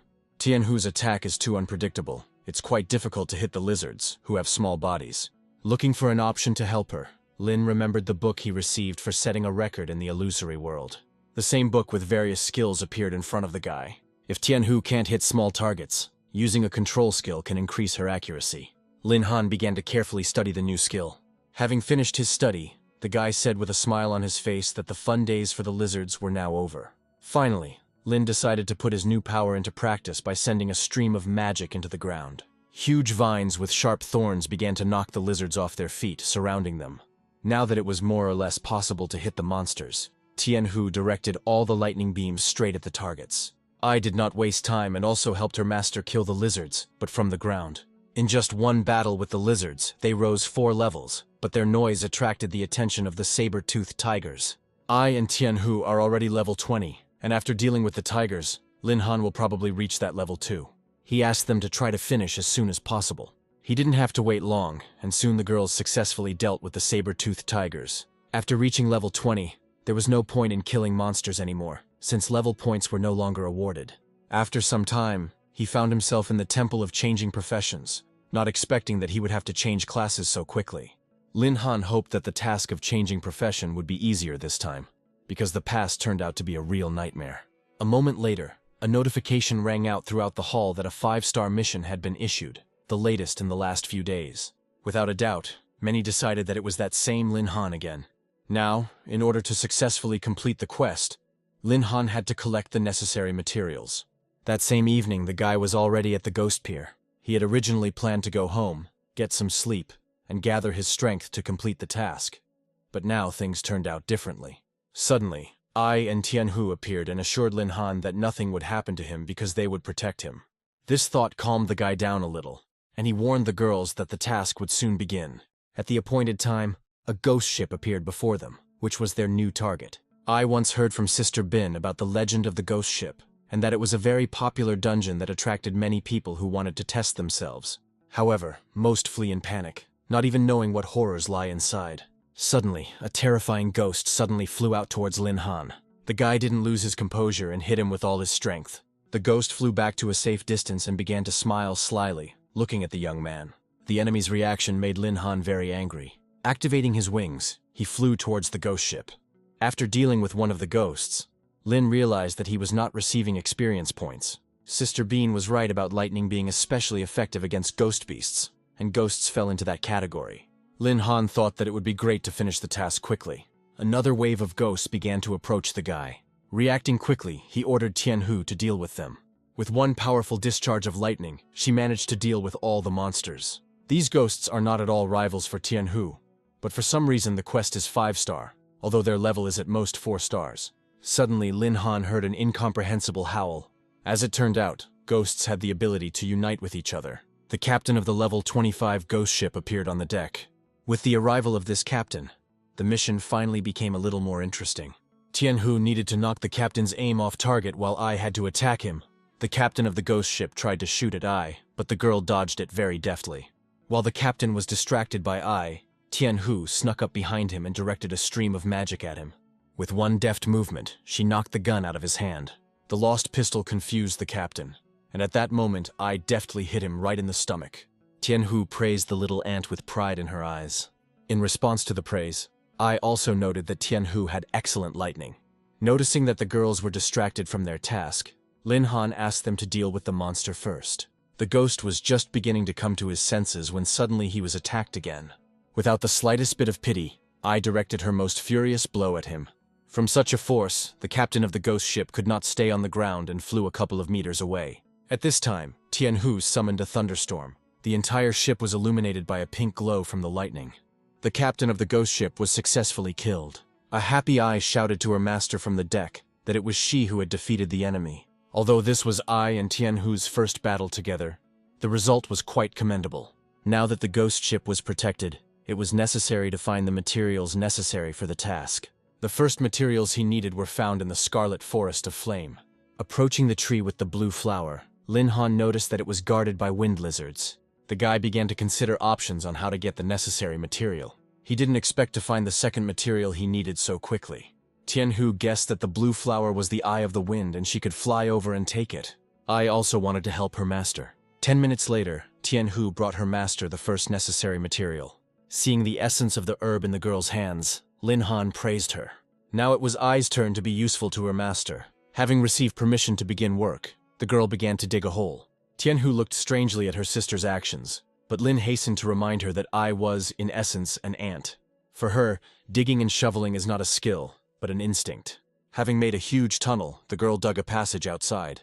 The little ant is quite capable, and apparently the eye of the wind will soon be in their possession. Ai carefully climbed up the tree trunk straight to her goal, because she couldn't relax until the job was done. Having reached the flower, the girl grabbed it, but Lin felt something was wrong. A strong gust of wind threw the flower high above the ground. The noise began to wake up the wind lizards, who had been sleeping peacefully near the tree. Ai shouted that this wind was simply unbearable, and that it was because of it that she was noticed. Noticing the girl, the evil monsters began to crawl towards her, but she was not afraid of them. There are too many wind lizards, and in an open fight I will be at a disadvantage. Tianhu rushed to help her sister. Realizing that it was better not to waste precious time, the girl activated the skill of rapid running.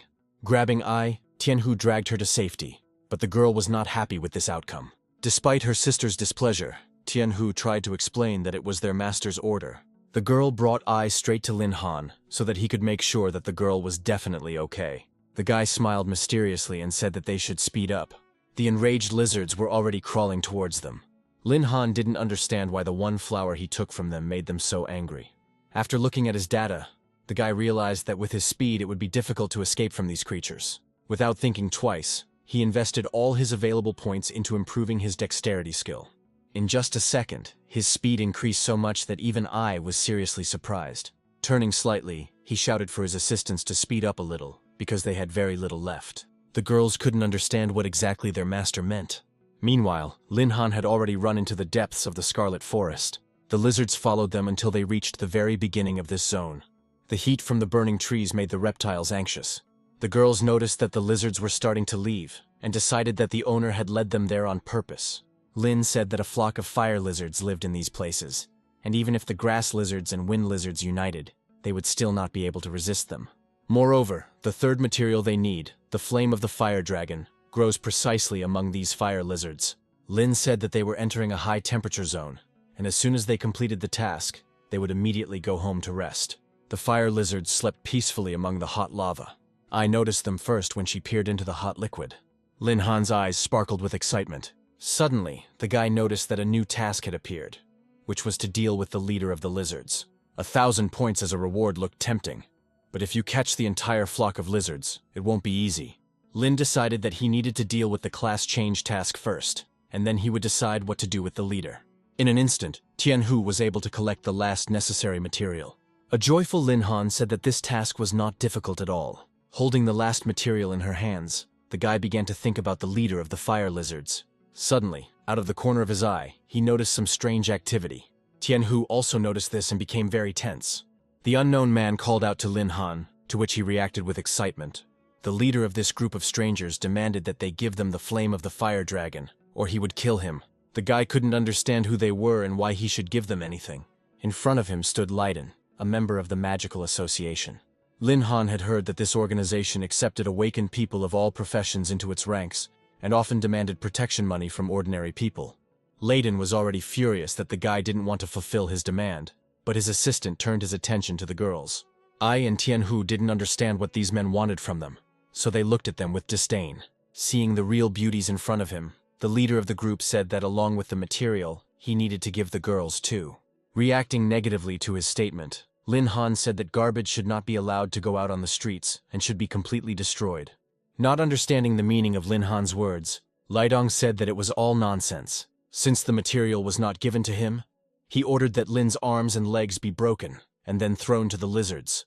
Lidong's henchmen were already preparing to carry out his command, and one of them said that Lei was doing him the honor of taking Lin Han's woman.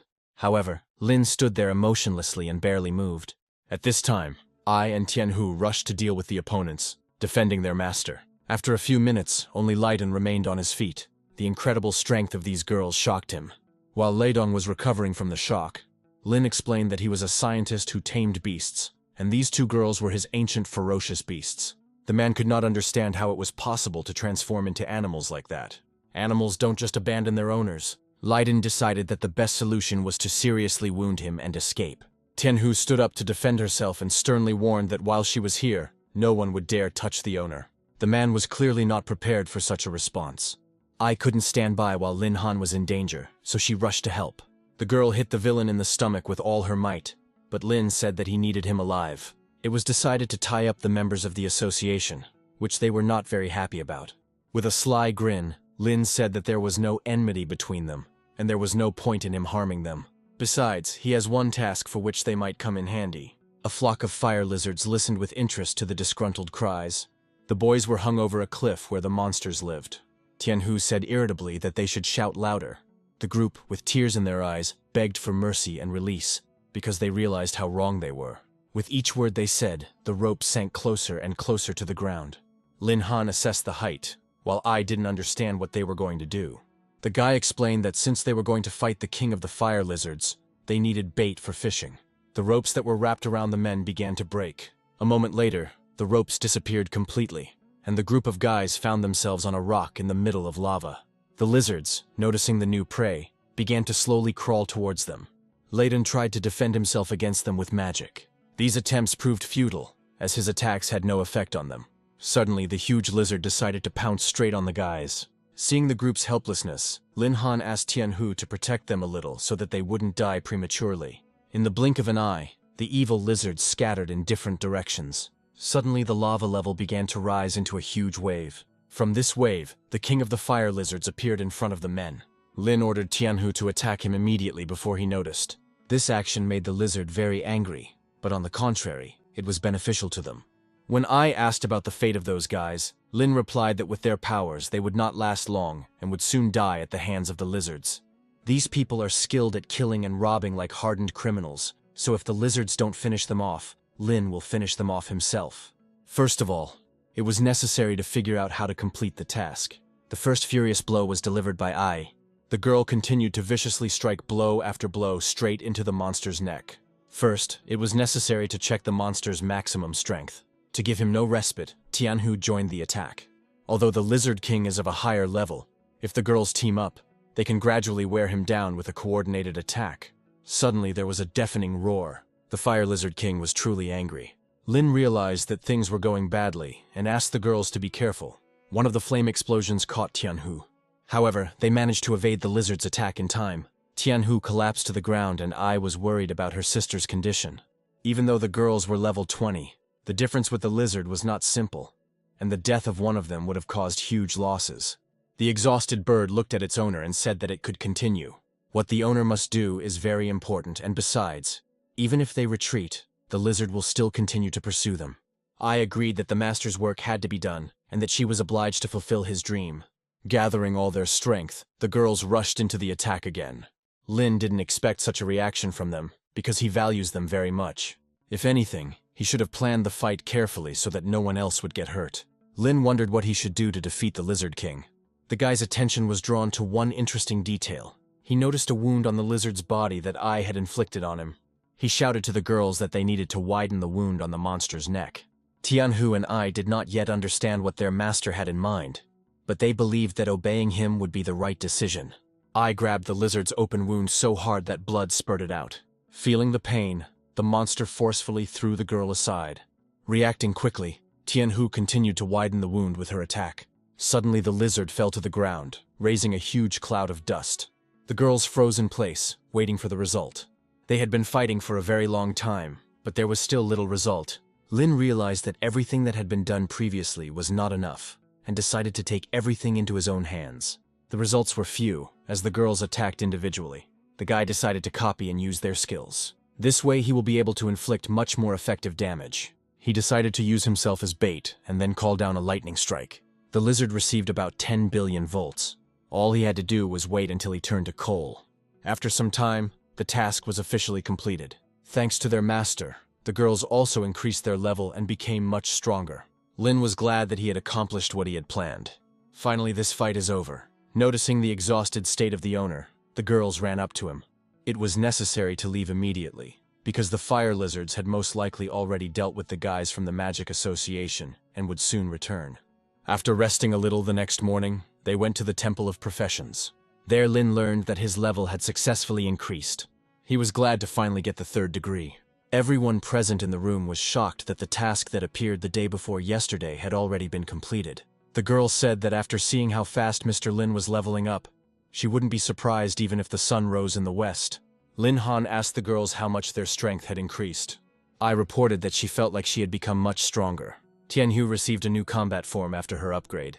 The guy was shocked that they were only 1 level apart, but their performance was so different. However, he decided that since they were his tamed beasts, their strength was only better for him. Lin didn't even have time to look at the award for the 3rd stage and didn't know what to choose. The girls also looked at the new available skills with interest.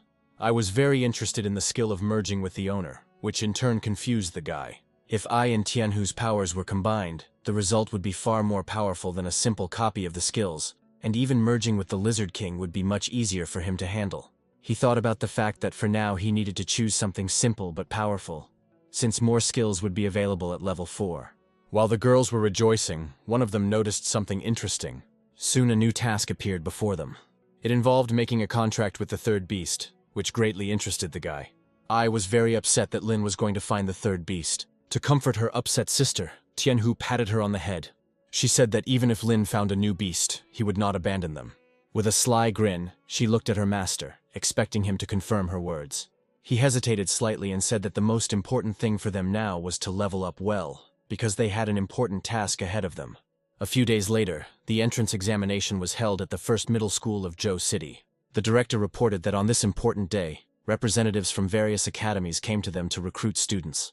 Lin was so busy leveling up that he almost forgot about the exam.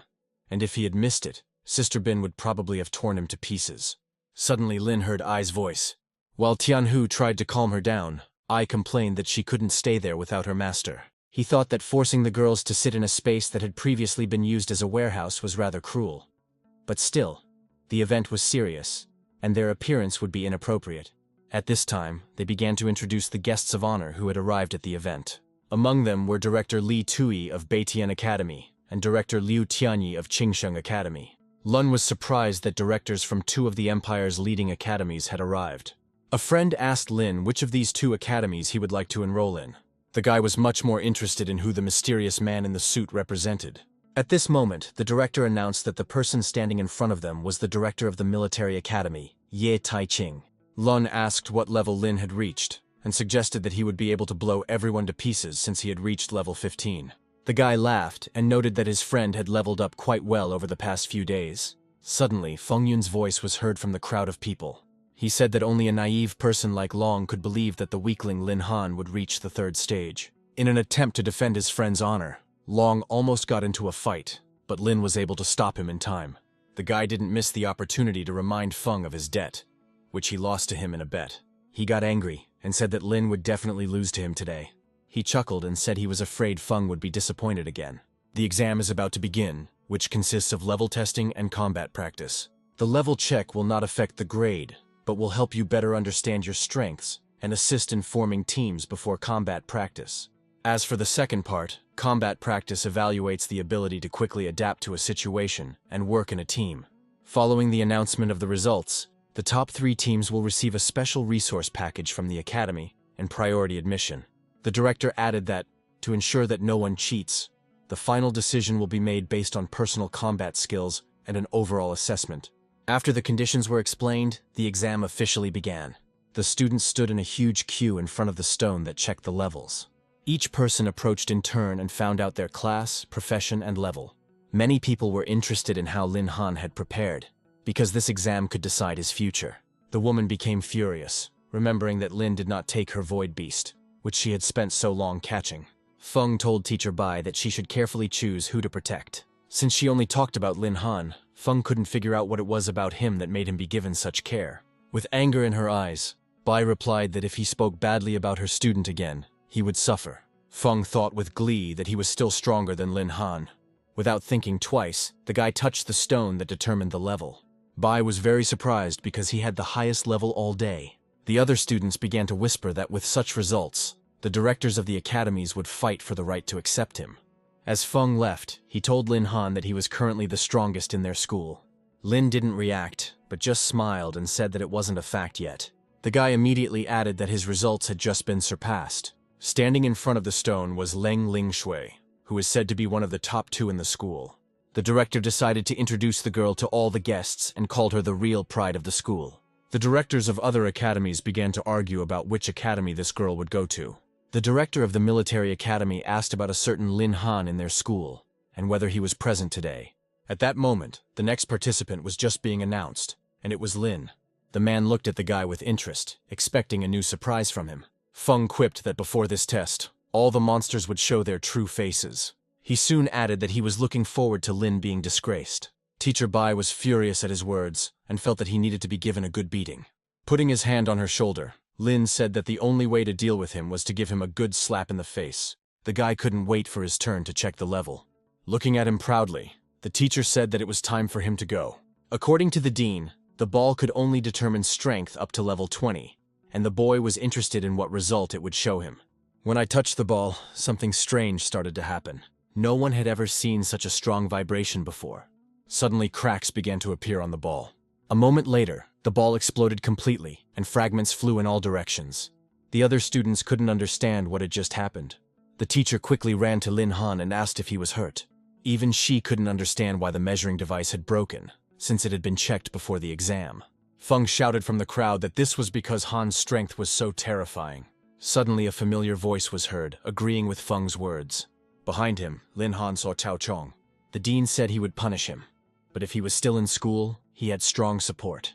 The teacher said that it was not Cao Chong, but his twin brother Cao Xiang, and he was also the examiner. Xiang turned to the dean and said that Lin Han had damaged school property and failed the level test. The guy's words about disqualifying him from participating in the practical test shocked Lin Han. The examiner should not transfer personal grievances to the exam. Lin said that if examiner Cao could not treat everyone equally, he had better resign quickly. The man began to defend himself by saying that such a useless profession as animal taming was not worth the precious time of the leaders. Everyone began to agree that his strength was so low that it could not even be tested. Suddenly a man approached the guy and said that he himself heard what the 2 managers said. The dean stood in front of them. Feng waited with excitement for the man to continue his words. If Lin Han couldn't continue his studies, his career would quickly end.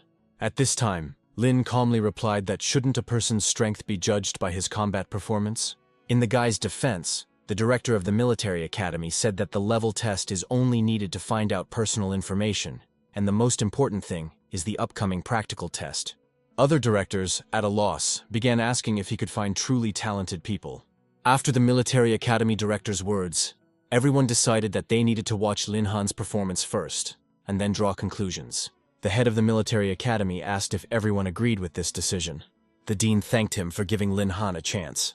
They say that he is always extremely principled, so everyone was surprised that the director stood up for him. Now, with this turn of events, Lin Han must show his best side. At this time, Feng did not calm down and shouted after them that trash would remain trash, no matter where it was. The guy laughed at his own words. Han Yu was tired of listening to Feng's stupid words, so he told him to leave him alone. Otherwise, he will not hesitate to deal with him personally during the fight. Lin Han suggested that Feng meet after the fight if he was so cool. The dean announced that the second round of the practical test was beginning, where students could form teams of 3. The test will be broadcast live, and university administrators will be able to see every action of the participants. Long decided to invite Lin Han to join forces with him for the test. The guy replied with a smile that from now on he would rely on his care. Suddenly, a cute girl approached them and addressed Lin. It was Shu Ting from the 3rd grade who asked them to accept her into the team. Lun joked with the guy that even the school beauty from the 3rd grade came herself, but Lin said that he didn't remember her.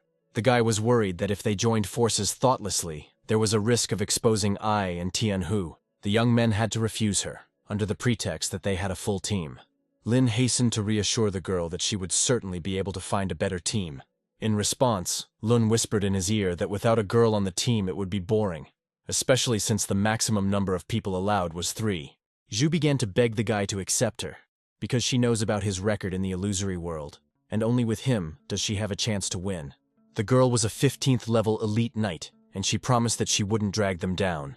After thinking for a moment, Lin decided that such a sincere girl as she would not play unfairly in a fight. The friend clearly didn't like the fact that he didn't want to take Shu into the team. Long decided that the best option would be to start pestering Lin Han, and he suddenly decided to agree. Hearing this, the girl was in 7th heaven. After filling out the form with the names of the participants, Lin gave it to Bing. Seeing Shu Ting from the 3rd grade among the names, the woman was surprised. The guy said that her profession fit well into the structure of their team, so he hired her. Before this, they wanted to recommend him to take Leng Lingshui into the team, but Feng Yun got ahead of them. Lin asked Sister Bin not to worry about his team's success, because he would definitely win. The embarrassed girl replied that she was not worried about him, but was simply afraid that Lin would disgrace their 6th grade. Before the guy left, she asked him to be careful. Due to nervousness, the woman squeezed the form tightly in her hands. In the end, she rushed to him and asked him to contact her if something happened. Meanwhile, the team to test Lin Han was already waiting for him. Lin thought about how there were so many people around him who were worried about him. It seems that this time during the practical test, he can no longer hide his strength. The test took place in a forbidden wasteland, which was divided into several zones. It was important to take care of the bracelets issued by the school, which were used to count points, and to keep track of the rankings of other teams. Now the participants had to choose a zone according to their strength and score as many points as possible. Feng Yun's team had already killed 2 fire lizards and scored 80 points. Len stood calmly in place despite the fact that there were many dangerous lizards around her. With a snap of her fingers, she summoned a stream of magic. A moment later, all the lizards that tried to attack her were covered in a thick layer of ice. Thanks to the girl, Feng Yun's team was able to score another 80 points. All the battles of the test participants were broadcast on a huge screen near the school. The academy directors discussed how, thanks to Len, the team had taken first place in the rankings, and the participants could secure victory. The other teams are gradually earning points, but Lin Han's team still hasn't received a single one. Teacher Bai thought that everyone simply didn't understand Lin Han's true potential, and that he would still surprise everyone. Suddenly a warning about some kind of danger appeared on the screen. Lin and his team slowly crossed the border of the Silver Zone, where dangerous monsters are often encountered. The guy thought that if Lung found out that he started leveling up from this very zone, his eyes would pop out of his head. In the general chat, Lin noticed a message from Feng Yun, in which he said that he was now in first place, and it would be difficult to catch up with him. Hearing this, Long was irritated and said that Feng Yun was simply disgusting. Han Yu received a notification that a new gold-level quest had been unlocked. He said that even if that team completely cleared the bronze zone, they would not be able to harm them, since 1 point for a silver-level beast is equal to 3 points. Shu Ting added that silver-level beasts have a herd instinct and generally move in packs, so if they encounter them, it will be quite difficult. Lin responded to this by saying that their task was to prevent them from leaving, and that he would deal with them himself, and then they would move to the gold zone. The guys were shocked when they heard about the golden leveling zone. The guy said that the gold zone gives the most points, so they definitely need to get there. On the way, they were met by their first enemy in the form of a level 18 hyena. Lun agreed that the gold zone was worth more points. but he was worried that they wouldn't be able to get through it. Gathering all his strength, Lin made the first strike of the test. From such an attack, the confused wolf flew high into the air. The other monsters in the pack became enraged and ran towards Lin Han. With one move, he dealt with all the hyenas, which brought his team a lot of points. Watching this, Long and Zhu Ting were shocked by the strength that Lin Han showed them. Having scored 900 points, Lin asked the guys if they had decided to go with him to the gold zone. After what they had just seen with their own eyes, the team could not refuse him, and agreed. The examiners watched with interest as the warning sounded that Lin Han's team had entered the silver leveling zone. Teacher Zhu Ting was furious that he had taken her student into such a dangerous area and warned that if anything happened to her, she would not forgive him. Lin Han's teacher was confident that he would not do anything he was not sure of. In the background, she heard one of the examiners comment that the guy simply realized he couldn't win, so he led his team to certain death. The woman did not like what Instructor Chow said, so she asked about his teaching ethics. In response, Chow said that the silver zone is not for such newbies, and if something happens to them, there will be big problems. Suddenly, someone noticed that Lin Han's team's points had suddenly increased sharply. Now his team got their first points for killing monsters from the silver zone. The director of the military academy paid attention to the team rankings, especially the points of Lin Han's team. Everyone was surprised that the points only increased each time, so they asked to display the progress of this team's test on the screen. On the screen, everyone saw that a huge ant was dealing with a terrible wolf. After a while, Lin Han could be seen controlling a large bird, and everyone admiringly assumed that these were his beasts. Many decided that this was Student Han's trump card, and that he was not as bad as Instructor Chow said. However, the man still doubted Lin Han's abilities. At this time, the guy's team was gaining more and more points. Teacher Zhu Ting said with admiration that Lin Han's two beasts were real point-collecting machines. Instructor Cao was extremely unhappy that with the rate at which their team's points were growing, they could easily take first place. Teacher Bai asked the woman if she still thought Lin had led her student to certain death, to which she replied that she was just joking. Now Bai understood why the guy didn't want to take the empty beast, because he had better options. With each new monster killed, Lin Han's team rose higher in the rankings. Long and Shu were genuinely happy that, thanks to the guy, their team was now in third place. Having dealt with the last monsters, Lin turned around and said that it was time to look for a new place. The girl said hesitantly that no one in this generation was likely capable of achieving such combat power at the second stage. In response, Lin laughed and replied that no one said that he was only at the second level. The boys couldn't believe Lin Han's words. Lun ran up to the guy and started asking how he had reached such a level so quickly. The silver zone no longer suited them, so a unanimous decision was made to move to the gold zone. The teachers were shocked that the team had decided to go to the most difficult area of this test. The teacher began to worry about Lin Han, because his decision was very dangerous. The instructor continued to make snide comments about the team's performance, calling them overconfident. Cao's ignorance was already getting on the nerves of those around him. The woman said that instead of being sarcastic, he should have faith in his students, because that's what good teachers do. Chao was furious that if it weren't for Lin Han, his brother wouldn't have ended up in prison, and this time he had to deal with him. Meanwhile, on the border between the bronze and silver levels, Feng Yun's team was undergoing its test. The boy confidently decided that with their speed, they had gone far ahead, and Lin Han would not be able to catch up with them. Suddenly, a notification with the location of silver-level ferocious beasts arrived on Feng's phone. Len suggested killing the monsters here and not going any further, because if they ran into a pack of silver-level beasts, it would be a disaster. At this time, Feng Yun was no longer around. The girl heard strange sounds and decided that a ferocious beast was approaching them. She saw Feng Yun running away from the monkey demon and offered to help her deal with him. He decided that if he could kill this handy monkey demon, he would definitely win. Suddenly, the monster came so close that it was about to grab Feng Yun. Small ice spikes formed on the ground. A powerful stream of ice magic wounded the monkey demon in the chest. This action only worsened the situation and enraged the monster. The girl was angered by the fact that Feng disobeyed her request not to get involved with the silver beasts. In that moment, she realized that the young man had set her up, and she regretted not having immediately refused to team with him.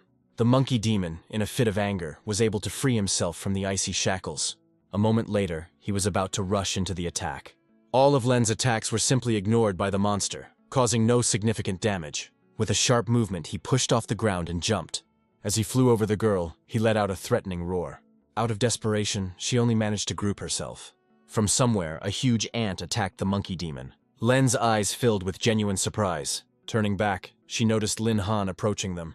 The guy asked how they did it. At that moment, I brutally dealt with the monster. Tianhu flew to her aid in the form of a bird. I delivered the final crushing blow, causing a purple glow to form. After a couple of minutes, the monkey demon was finally dead. Leng was shocked that Lin Han's war beasts were so powerful that they could easily deal with a level 20 demon. Lin Han was extremely dissatisfied that Feng Yun's team dared to provoke a level 20 ferocious beast with their strength. Turning around, he noticed Feng standing there with a disappointed look on his face. He initially thought that the students were attacked by a ferocious beast, but if he had known that Feng Yun was here, he would have intervened a little later. The guy fell with his hands right into a pool of blood. He looked at Lin Han with eyes filled with disdain. Grabbing Lin Han's shirt with his blood-stained hands, Feng shouted that he had taken the loot from him. A trail of blood spread across the guy's gray t-shirt. The girl hastened to calm Feng down and said that if it weren't for Lin, he would have been crushed into meat long ago. Feng couldn't accept the fact that he had just been saved, so he said that Lin had simply come for his glasses. The girl couldn't stand it any longer and gave the guy a resounding slap. He was furious that Lang Lingshui dared to hit him. She reminded him that they had agreed that she would help him take first place, and his family would give her exclusive equipment, so he had no right to yell at her. Feng didn't know how to accept defeat, so he tried to blame everything on Lin Han. As he left, Lin said he had enjoyed watching them, but his teammates were clearly waiting for him.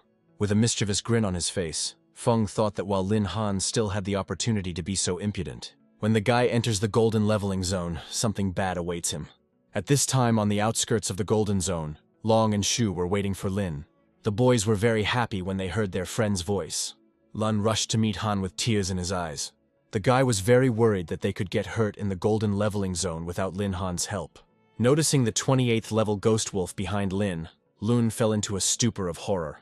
A second later, Lin himself noticed a strange movement behind his back. The wolf almost attacked the guy, but he managed to react in time and fight back. The wounded animal flew away towards the trees. Zhu reminded that these wolves live in packs, so they should be more careful. Lin noticed that the rest of the wolves from the pack were already sneaking up on them. Before that, they killed a lot of animals, so I and Tianhu managed to increase their level. The guy shouted that the girls had 10 minutes to deal with all the monsters and turn them into experience. I activated her power and dealt with numerous wolves in a matter of minutes. Tianhu also did not lag behind in gaining experience for her master. Within minutes, the entire pack of wolves was dead. Destroying so many fierce beasts and leveling up is a good thing. No one knows what else they will encounter ahead, so just in case, Lin strengthened himself in advance. A quickly ran up to her owner. Coming closer, she jumped into his arms.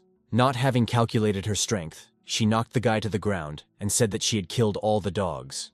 Tianhu was dissatisfied with Ai's behavior and said that the master should not be claimed only for oneself. Zhu turned to Long Tianjiao and said that Han was incredibly strong if he could turn ferocious beasts into pets. Lin tossed the boys 2 tops so they could finish them off and gain at least a little experience. The boys thanked him with a strange smile. Lun decided to see what place they are in the ranking at the moment. Lin Han's team took first place in the ranking, and the kids were curious what the teachers would think when they saw it. The director of one of the academies said that Lin Han would go to them. The second man replied that Qingsheng had no experience in training beastmasters, so Lin should go to Beidian.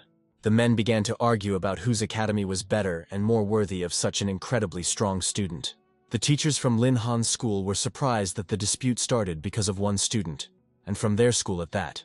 Director Qingshen proposed a fight to decide who should get Lin Han. The men's attention was distracted by the figure that appeared, and the argument temporarily stopped. The director of the military academy stood before them and said that they had forgotten about one important person. Qingsheng and Beitian are certainly the best universities in the empire, but they cannot compare with the military academy. Mr. Ye said that he admired Lin Han, but everyone had their own path, so only Han himself could choose a place to study. In the end, he added that the conversation should only continue after Lin Han returned from the mission. The shocked men silently agreed. The dean of the school burst into tears because the heads of all the most elite academies of the empire were interested in a student from his school. Teacher Bai said that Lin Han was indeed very outstanding, and he deserved today's achievements. The examiner couldn't understand why Lin had become so strong. Meanwhile, in the Silver Zone, Feng Yun noticed that Lin's team had taken first place, overtaking him. With irritation in his voice, he told his partner that they still had a chance to regain first place. In response, Len chuckled and said that Feng was hoping in vain. Hearing this, the guy became even more angry, and asked if it wasn't she who wanted to get a powerful weapon. The girl was very tired from this test and could not continue it, so if Feng wants to score points, he must go alone. The guy was not happy with this outcome of events. Soon the test was over and it was time to sum up the results. Feng Yun's squad and Leng Lingshui were currently in second place. The dean noted that Lan acted very skillfully and knew how to take advantage of the moment to kill a strong enemy. He said about Feng that his eagerness to get ahead almost got him into trouble. Both students showed good performance, which will be supported in the future. Feng Yun deliberately smeared monkey blood on Lin Han's t-shirt, which attracted many dangerous beasts. Suddenly he heard cries of delight that Lin had returned. Lin Han's squad took first place in the rankings and Long couldn't believe it. The sudden appearance of the boys sent shivers down Feng Yun's spine, as he had expected them not to survive. The guy realized that his plan hadn't worked, and everything had worked out well for the guys. Upon seeing the competition winners, the academy directors ran to meet them. Each of the representatives of the Empire's best academies tried to lure Lin Han to their side by offering various bonuses. Confused by the two directors' active efforts, Lin Han was at a loss for words to respond. At this time, the men kept shouting over each other and offering their academy as the best for Lin Han. Observing this, the team decided that these two were like old swindlers who, having not gotten what they wanted, began to persuade with all their might. The two men's heated argument was interrupted by the director of the military academy, who asked to speak with Lin Han alone. With a serious look, he asked the boy if he could tell him about his level, since it was known that he had passed the third stage. All the people nearby were in complete shock from what they heard. No one could believe that Lin Han had advanced to the third stage. The director from Baitian and the director from Qingshen were surprised to hear about the boy's abilities and thought that they had found real gold. Participant Shu's teacher asked Teacher Bai why she hadn't told her earlier that Lin Han had passed the third stage, because if she had known this information, she wouldn't have been so worried. At this time, Teacher Bai herself did not know this information, since the boy hid it from her. Feng Yun considered himself the #1 genius in their school, so he was furious at what he heard. He suddenly shouted that Lin Han was trying to deceive the teachers because he most likely cheated on the test. Lin Han and the director of the military academy simultaneously said that they almost forgot about Feng Yun's presence. Not expecting such synchronicity, the men looked at each other. Lin Han thought that Chief Ye had also noticed that Feng Yun had tried his best to harm him, and even given him a chance to expose him. Casting a sideways glance at Feng, Lin knew he couldn't pass up this chance. With a grin on his face, the guy showed Feng his level. Having gotten into the swing of things, Lin said that Feng was wrong to be sure of his death, even despite the monkey blood he left on Lin Han's t-shirt. Realizing that he had been exposed, Feng Yun denied everything he had heard. Suddenly the sound of women's heels was heard. Bai's teacher said that there was no point in denying it, since all his actions were recorded on the monitor. A strange grin appeared on the guy's face.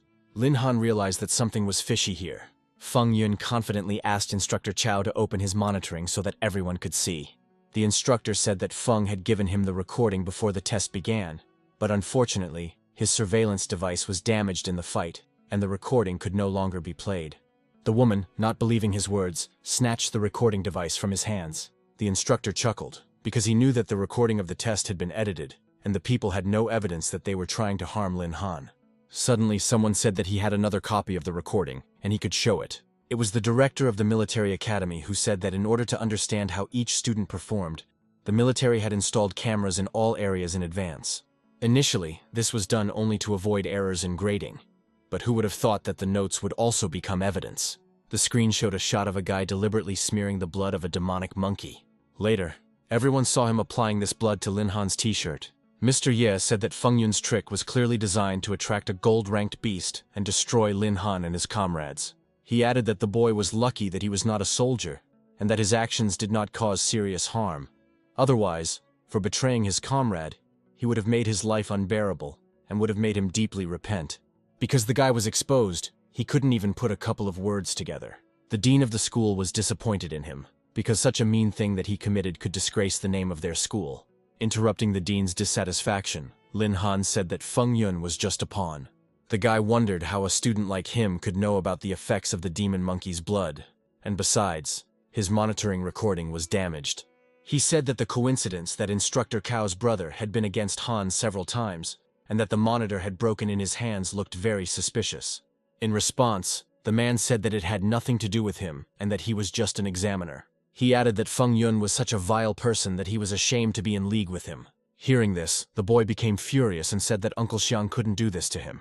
In a fit of anger, he revealed exactly what the instructor had told him about the effects of monkey blood. Suddenly, the man kicked Fong Yun in the jaw and told him to be quiet. The young man fell to the ground from the strong blow. During the fall, Fong Yun's phone fell out of his pocket. Noticing this, Teacher Bai picked him up and looked at the correspondence. She said that the guy was right and there really was a message from Chao Xiang on his phone. Hearing this, the man rushed towards the woman to take away the phone and shouted that it was all slander. The dean of the school was completely furious at what was happening and said that he did not expect Chao Xiang to be as vile as his brother. The man believed that such a vile person as Instructor Cao should be punished for his actions. After knocking him to the ground, the dean asked that Chao Xiang be handed over to the military authorities for consideration. The director of the military academy promised that the man would face severe punishment, as he had used his position for personal gain, framing a student. Representatives from other academies felt that with such a reputation, Feng Yun was not welcome in any elite academy. Everyone was whispering that they had not only disgraced themselves, but also lost their future. Lin Han thought that if the AI hadn't been affected by the demonic monkey's blood, he wouldn't have noticed Feng Yun's petty mischief so quickly. The guy didn't expect that Chief Ye would reveal everything so easily, and called him a truly worthy person from the military academy. The director of the military academy approached Lin Han. He said that the guy had shown himself to be excellent in combat, and the military academy would always be glad to accept him. The decision about choosing the future depended solely on Lin Han. Other representatives from the academies were still trying to convince the boy. The school dean thought that for the first time in so many years, he had seen two academies and a military academy fighting so hard for one person. After some time, the dean made the announcement that the great test was officially over, and the awards ceremony was now beginning. Third place was taken by Du Haonan, Tian Kun, and Yuan Bo. The second place was taken by the team of Feng Yun and Leng Ningshui. The first place rightfully went to Lin Han, Long Tianjiao, and Xu Ting. As a special reward, disciple Lin Han was awarded a villa in the center of the city and a high-level strength skill book. He was also given a golden necklace that increased all of the user's stats by 20% for 3 minutes, but it could only be used 3 times. Lin Han thanked Principal Lao for his support and for such generous rewards, and he also expressed his gratitude to the school for its education. The dean said that words of gratitude could be expressed later, but now Teacher Bai should take him to see the villa. After some time, they were already approaching the villa in a car. In the car, the teacher asked the boy if he had decided which academy he would choose. When the guy asked her opinion, she said that if he wanted stability, he should choose Qingbei Academy. Lin Han thought about his choice, because if it weren't for the system, he would have chosen this academy. But the military academy was more promising for his development. He thought that he needed points more than resources, and they could be obtained in battle by tempering himself. After some time, the guy decided that he would enter a military academy. Even if the Bai family is very influential, its power is unlikely to extend to the military academy. However, Lin wasn't too worried because I and Tianhu were with him. Hearing this, Tianhu said that from now on they must serve their master especially well. Suddenly the driver turned the steering wheel sharply. At that speed, the car made a very sharp maneuver. Because of this, Lin Han was unable to stay in place. In an instant, the guy found himself on some surface. A few seconds later, Lin realized that he was now on a woman's lap. When the woman asked him if he needed a new beast now, he replied that he was looking for a fire beast. Without thinking twice, the woman replied that on the neighboring mountain, there was a fire forest inhabited by a platinum-level firebird that could help him enter the military academy. She added that, judging by Lin's level, he was only a short distance away from the 4th stage. A moment later, she asked him if he had enjoyed the comfortable seat enough. The confused guy replied that that was enough. Tucked her hair behind her ear, the girl said that right now they would go to the fiery forest. After some time, they found themselves in that same fiery forest. Sister Bin said that even if there was no flamebird there, she would still find something similar for him. But for now, he needed to level up and prepare for the 4th step. A threatening roar of a beast was heard nearby. A whole pack of fiery lions was heading straight towards the guy. The woman said that if he was scared, he could hide behind his sister. The lions, without missing the opportunity, began to attack. Bin used her magic to protect herself. The boy thought that Sister Bin was really that strong even against fire beasts that usually resisted ice abilities. At the same time, she left them with a low amount of health so that they could be killed in one hit. Lin Han asked her about her strength level. The guy ordered his assistants to deal with the animals. In a matter of seconds, he leveled up. A moment later, he reached the maximum limit and needed to change class to get points. Bean asked the guy if he had reached his limit, to which he replied yes. The girl grabbed his hand. She said that now they must move on, because the place where the fiery bird lives is still ahead. Deep in the fire forest, they found a huge tree on which sat a large firebird. Bin and Lin looked at her with admiration. The woman was glad that the information turned out to be correct, and the firebird was really here. The guy got ready to go after the bird. With a light movement, he made a high jump. Bean couldn't figure out when he had mastered the skill of flying. Lin realized that it was time for him to show Sister Bin what he was capable of. I also jumped towards the firebird. The surprised animal did not expect such an outcome of events. With one confident blow, the ant struck the bird right in the eye. There was a bright flash that blinded Bean. Descending above the susceptible bird, Lin Han used the power of the contract. After checking her stats, the guy was surprised that the bird's level was higher than that of his assistants, but her stats weren't even half as good. Bean said that it was time for her to leave, to which the guy asked if she was leaving because of work or for another reason. She said that she would be leaving Wuju in the coming days, so the next meeting might not happen soon. She stopped briefly in front of the car door. Turning around, the girl said that she would wait until he came to find her.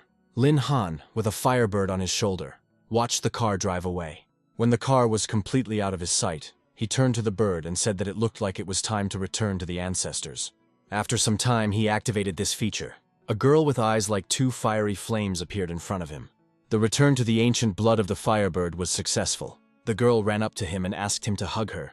After some time, they again found themselves in the Temple of Class Change. Lin Han was given a 5-star quest again, but this time he knew he could handle it with ease. Those present in the temple were surprised that this was yet another 5-star task in recent times. The confident steps of several people were heard in the hall. Lin Han walked to the middle of the hall with his assistants. With delight on his face, he announced that it was now time to go and do the assignments for the 4th grade. These tasks this time took place in the swamp of bitter water. Looking into the water, the guy thought that this swamp did not look so dangerous. The silhouette of several snakes appeared among the water. Seeing the strangers, they became very angry and decided to attack. Lin Han decided that this was an opportunity to level up the firebird and ordered it to deal with the snakes. The girl said that she would be only happy to try to make her owner happy. Her fire magic caused significant damage to the terrible snakes. While his assistant was dealing with the monsters, Lin Han said that he found it strange that there were only snakes here, and not a single turtle lizard. Xiao looked around and said that she saw turtle lizards right in front of her. Lin gave a thumbs up and said it was very good work, adding that there was no need to delay and that they needed to go quickly. They went to the water, where they saw a large number of turtles, which made the guy feel uneasy. He felt it all as if he was having an attack of trypophobia. Lin thought that this was even good, because he wouldn't have to look for them everywhere when they were all already gathered in one place. The guy ordered Ai and Tianhu to be the ones to deal with the crowd of turtles.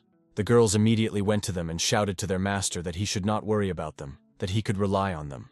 Lin told Xiao to stay by his side, which would give them a chance to level up. Ai skillfully delivered her blow, and the turtles began to fly away in different directions. Tianhu also did not stand aside. She used her maximum strength to deliver a strong blow. Lin was resting at this time and was delighted by how wonderful it was to just lie there and do his tasks. The guy jumped up suddenly from the loud splash of water. He watched what was happening with caution. The king of the turtle lizards emerged from the water, his loud roar echoing over a long distance. Lin's legs even gave way from surprise, and he cried out in horror at how huge he was. But then he came to his senses that an ordinary person, having seen the 49th level of the Turtle Lizard King, would have long ago fled in panic. But he had a system. The goal of the mission was to defeat the Turtle Lizard King, for which he would be awarded 1,500 Beast Tamer points. Lin thought that if his 3 fierce beasts joined forces, they could fight.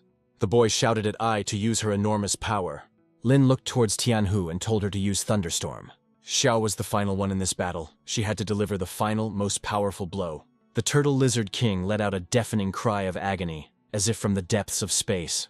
But after a couple of seconds, the monster, having plunged into the water, appeared outside again. Lin thought to himself that it was no longer surprising that he was a level 49 Turtle Lizard King, because he had just survived the full force of the 3 beasts' attacks. Something unexpected happened. Lin's thoughts were interrupted. Some monster bit out the throat of the king of the turtle lizards. The task had failed, and the points had also been lost. Now the main task was to defeat the king of the Blackwater Python, for which he would receive 2,000 points of the Beast Guarantor. Lin decided to try out the system's skill, First Level Fusion, on him. Small pixels began to spray into the air from each one, the first being Ai, immediately following her, with a smile on her face. Tianhu seemed to dissolve into thin air. Lastly, with a sarcastic and thoughtful expression on her face was Xiao Zhen. Lin clenched the power of the three warriors into his fist like stardust. All three forces began to merge and penetrate the guy himself. His gaze changed dramatically. A few moments later, a warrior appeared, one side of him glowing with blue light, and the other flickering with a bright fiery color. Even under the mask, one could sense the fighting spirit and serious attitude towards the upcoming battle. After the merger, Lin became level 30. His agility and strength were almost 90,000, which surprised him greatly. The Blackwater Python King was at level 39. Lin was able to continue communicating with the girls and told them not to worry, that he could handle it. He summoned the Phoenix Flame to himself, and his hands were already ablaze with fire. The blue glow was already almost invisible. The guy put his hands out in different directions and the flames scattered. The water pythons could not resist it. Lin happily announced that he had easily dealt with the small fry, and now it was the turn of the King Blackwater Python. He once again summoned the enormous power of the Phoenix Flame. A purple flame appeared near his head, as if such a large amount of power was trying to break out. Lin took off from the ground and jumped straight at the Blackwater Python King with a huge flame behind him. He deftly and quickly struck the python's neck with his fist, splitting it in two and sending its head flying off to the side. Landing on the ground, Lin proudly said that everything was ready, and it was easier than expected. The guy heard strange sounds behind him, growls and splashes of water. Turning his head, he wondered if he was still alive. Through the fog, he noticed two pairs of red, angry eyes and huge mouths. An alarm went off warning that abnormal vibrations had been detected in the dungeon, and that a rare beast, the bitterwater Xuanyu, might have appeared. Zhu was shocked by what she heard. She realized that this was happening right where Mr. Lin was now. One of the girls said that she felt that it was not a real Xuanyu, that it was just a semblance created by the fusion of similar creatures. Lin was puzzled as to how they had managed to merge and transform into such a huge beast. The guy directed all his strength straight at the monster, but it skillfully resisted the blow. Lin indignantly said that he wanted to spare the monster's life for study, but he betrayed his military honor by attacking from behind. He cried out that with his system, he could make a contract with the 10 strongest beasts, so he simply didn't need it. Lin summoned both the Phoenix Flame and the Thunderstorm at the same time, shouting for the creature to die quickly. The guy seemed to be out of his mind because he kept screaming at himself to die several times in a row. A notification arrived that Lin had defeated the Bitterwater Xuanwu, for which he received a platinum-level item, namely, a shield. Lin cried out with joy that he had finally completed the task. He said that now it was time for them to go to the Class Change Temple. He was about to leave, but his nails were loose. Due to the side effect of the fusion skill, he was in a weakened state. The effect itself would only begin to wear off in 3 hours. Lin realized that this good skill had its limitations, and decided that he would only use it as a trump card. They arrived at the temple, where a notification came that the class promotion quest had been successfully completed. Lin had successfully reached the 4th level. New skills also appeared. The guy was surprised that they were simply incredible.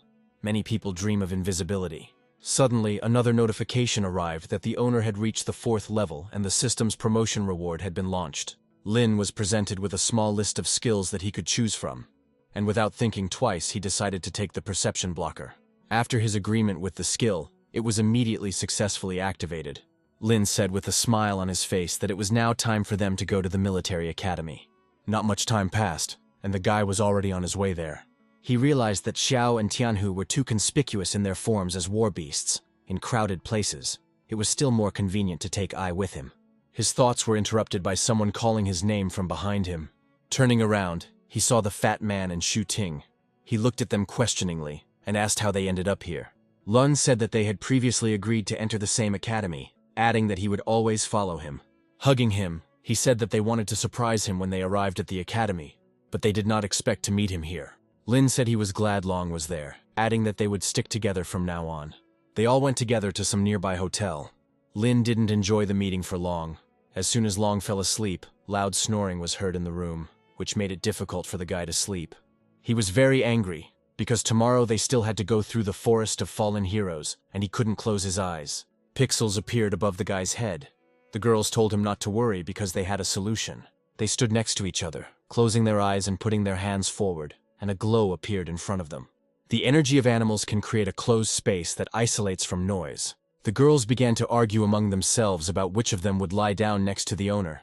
Lin was even a little scared by such serious and negative arguments. Literally a second later, the three of them started fighting to get close to their owner. Lin decided to take matters into his own hands. He hugged everyone at once and said that they couldn't behave like this because they were all friends. He decided to suggest to the girls that each one take turns getting 3 hours. The girls clung to the guy, and Lin said that they couldn't quarrel because they were all one family. They went to the outskirts of the military academy, which was the outer part of the forest of fallen heroes. Shu was very upset because she hadn't gotten enough sleep, because Long was snoring so loudly that it made her shake. The fat man hesitated and said that to get to the military academy, you had to go through the forest of fallen heroes. There was a soft cracking sound, and right in the tree, almost at the very top, there was some guy sitting. He watched the boys as they tried to get to the military academy as quickly as possible. The guy transmitted over the earpiece that he had found 3 newcomers, saying that the Straight Sword Squad was nearby and that they could act at any moment. Lin received a notification that the wave of malice had been activated. The guy grabbed Shu and Luna by the neck and yelled at them to be careful, dragging them back. A flame appeared right in front of them. They were all quite scared, because it was very unexpected. Through the flames they noticed a huge black paw with long, sharp claws on the ground. A fire panther appeared in front of them. It was level 40. Yu said she heard rumors about the military academy that all new students had to take an entrance test. Lin ran forward and shouted for them to take care of themselves and leave everything else to him. The fire panther, as soon as she saw the boys running away, immediately followed them. The panther jumped over Lin, straight towards Shu and Lun. Looking back, Lin thought that teleportation had been used. The fat man stood in place, spreading his arms, and shouted at the girl to be careful. Lin used his movement skill and appeared in front of the guys. With a sly smile on his face, he said that she wasn't the only one who could teleport. Lin shouted for Ai to use her immense power, and the girl flew forward. She collided right with the panther's head, causing it to lose its balance slightly. They collapsed to the ground, and Lin said that this was too easy an entrance test. Yu said that it was as expected of Brother Han to get them through the military academy's entrance test so easily. Lin said with admiration that if they continued to stick with him, they would definitely not regret it. The guy received another system notification that multiple hostile units had been detected. Lin pushed Lun aside and put his hand up. He screamed loudly for him to be more careful. It was clear from the guy's face that he was a little puzzled because he thought it was all over. He held up a long needle, which shocked the boys. Lin said there was clearly something wrong with this test, and that more attention should be paid to the surroundings. The guy thought about the fact that the wave of anger could not determine the exact location, and that the enemy could really hide his aura.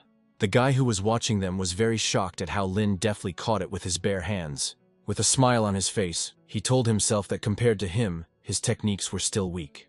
The guy didn't hesitate and jumped down, straight onto the guys. He flew down and shouted loudly for Lin to try it, hinting at himself flying towards him. Lin, Long, and Shu stood in a tense situation, preparing for another battle. Hearing the unfamiliar voice, they all looked up, even feeling a little afraid. Lin said that it is easy to dodge an open attack, but a hidden one is much more difficult. He used his shield to protect himself and the others. The guy jumped onto a branch and grinned at how fun it was to shoot at a stationary target. The needles flew off the shield one after another, and a loud, unpleasant sound was heard. Lin looked up and said that as long as there was a shield, they didn't have to worry about their lives. He decided to take matters into his own hands and asked Shu and Lun to attract attention to themselves, while he would go around to the side. The guy was outraged that because of the damn turtle, or rather its strong shell, his hidden weapons could not penetrate it. He was offered to try heavy weapons over the radio, but he immediately refused it because it could kill a person. Lin, with a smile on his face, said from behind him that he didn't think this guy was such a kind-hearted person. The guy turned around abruptly and looked at Lin in surprise. He had needles clutched between his fingers. He swung his fist with needles straight at Lin's face, but Lin skillfully intercepted his hand. Lin didn't hesitate, and clenching his fist with all his strength, swung at him. After hitting the guy, he asked him if he really liked to act on the sly. The boy fell from the tree to the ground, and Lin jumped straight after him. Upon landing, he pinned the guy to the ground with his foot, who was already bleeding from the blow. Lin told him to tell him what his purpose was, adding that if he didn't want to talk, he didn't mind sending him down right now. The guy started shouting for him to stop, that everyone was his own and calling Lin Jr. The boy said that he was also a student at the military academy in his 3rd year, and he introduced himself as Li Yantong. Hearing this, Lin stepped back, and almost immediately Shu and Long ran up. Lin was outraged that since he was from the military academy, why did he have to attack them? Yantong said that his needle was actually just a paralysis needle, that at worst it would make them sleep for a while. He added that according to the rules, Senior students are responsible for assessing newcomers. Upon admission, each newcomer receives 100 initial points. Yantong also said that if a senior caught a newcomer, he could take away 80 points from him. He said that the points were a kind of internal currency of the academy. The exchange rate of points to Tianlong coins was 1 to 1,000, and if a newbie successfully registers without getting caught, he gets an additional 300 points. Lung couldn't hold back, grabbed the guy by the shirt and swung at him with all his anger, asking if only seniors were allowed to rob newcomers. Yantong said that if the strength is sufficient, newcomers can also hunt seniors, taking away a senior's ID card, which can earn 500 points. Lin thought about it and realized where that wave of anger was coming from. The guy looked angrily at his friends, going over something in his head. Looking at Yantong, he suggested that the fat man and Shu become hunters themselves. He asked the boy if he had any contacts for other elders nearby. Lin said that Yantong was caught by him just now, and according to the academy rules, it was 500 points. The boy thought that if he were to help Lin, that is, a newcomer, intercept others, then he would no longer be able to live normally in the academy. Lin said that he would not let him remain at a loss, and for every senior they eliminated together, he would personally give 50 points. He also added that if he takes on the case, he will not interfere, but the price will not change. Yantong finally agreed, warning that he would not help them fight. He said that every senior student has an identification card, which is used to exchange points. Hearing this, a mischievous smile appeared on Lin's face, and he thought about something. Yantong reluctantly handed his ID card over to Shu, even closing his eyes at that moment. The guy looked at his phone and apologized to Old Man Wang under his breath, hoping that everyone else would understand. Not far away was that same old man Van, literally 50 meters away. Wang Lichang is one of the senior students in the third-year student administration at the military academy, and is eligible to apply for the scholarship. Wang noticed Luna and Shu near the tree, and he thought that the newcomers were resting without the slightest vigilance. Literally a second later, the guy rushed straight at them, shouting that 160 points were his. Taking another step, Van realized that the ground beneath him seemed to have collapsed. He looked at his feet and his face immediately changed. He was very scared. The guy fell with a scream into a decent-sized hole, with Lin and Yantong standing nearby. Lin smiled and told Yantong that it was quite a good job, which the boy agreed with while scratching his head awkwardly. A furious cry came from the pit, asking how Yantong dared to deceive him so vilely, adding that he might not even dream of getting a scholarship this year. Yantong cried out in response that he had already charged him quite a lot for all this time, that every year the stipend was spent on flirting with girls. Lin asked Yantong if the anesthesia was still taking effect on Wang. The guy said that this bastard had body enhancement skills, so the anesthesia worked more slowly, adding that for the next losers, he would increase the dose. Van remained lying in the pit, his arms weakening and his eyes closing one by one. The last thing he heard was Yantong telling Lin that he had noticed those newcomers in the southeast, and that he couldn't handle it alone. After a while, Yantong was jumping with delight that they had taken away another senior's card. With shining eyes, he exclaimed that they were simply the perfect team and got excited. Next, we are shown events in the very depths of the jungle. A young man from the military academy reported to the captain that information had reached him that many units were unable to contact their senior comrades, and that many people had suddenly disappeared. The captain thought for a moment and said that it all looked like there was a real monster in this new recruit group. Yantong communicated with Senior Chen, saying that if he saw any traces of newcomers, he would report them to him first. They walked a little further, and next to the tree sat the same Long and Shu. Chen cried out that he could knock them out with just one move, without putting in any special effort. A general voice notification was received that a special situation had arisen in the southeastern direction, and it was time for everyone to take serious action. Chen wondered if there was anyone among this year's freshmen who was capable of preying on upperclassmen. Yantong suggested that they might have made a mistake, since a newcomer clearly wouldn't be able to defeat the seniors. The moment Senior Chen suggested that they meet the captain, Lin jumped straight down from the tree onto him. Lin immediately ran up to Yantong to ask if he had said anything unnecessary, because he noticed Chen's alertness. Yantong said that this is an incentive scheme for the academy's seniors. If a large number of them are defeated in a certain area, the academy allows them to all unite to intercept the newcomers. Lin thought that since they had only sensed something was wrong, it wasn't all that bad. They hadn't been exposed. Lin told the three of them to hide while he went to scout out the area. Yantong threw the elder onto his shoulder, saying that he could handle him, adding that he should be careful because he would meet many capable people. Lin used his skill and instantly took off from the ground, flying forward, saying that he would be back any minute. At this time, Nianwei was running away from the seniors, shouting that there were too many people behind her. The seniors shouted after her not to run away, because the area was full of people who were hunting her. Nianwei was furious because she knew that if she was caught, she would not be able to register. One girl shouted with a smile that there was no point in running away. Intercepting the red target was rewarded with 1,000 points. The girl fired back with the words that she should blame her failure, and she would gladly take her points. As if a smokescreen appeared right in front of Nianwei, she closed her eyes and stopped.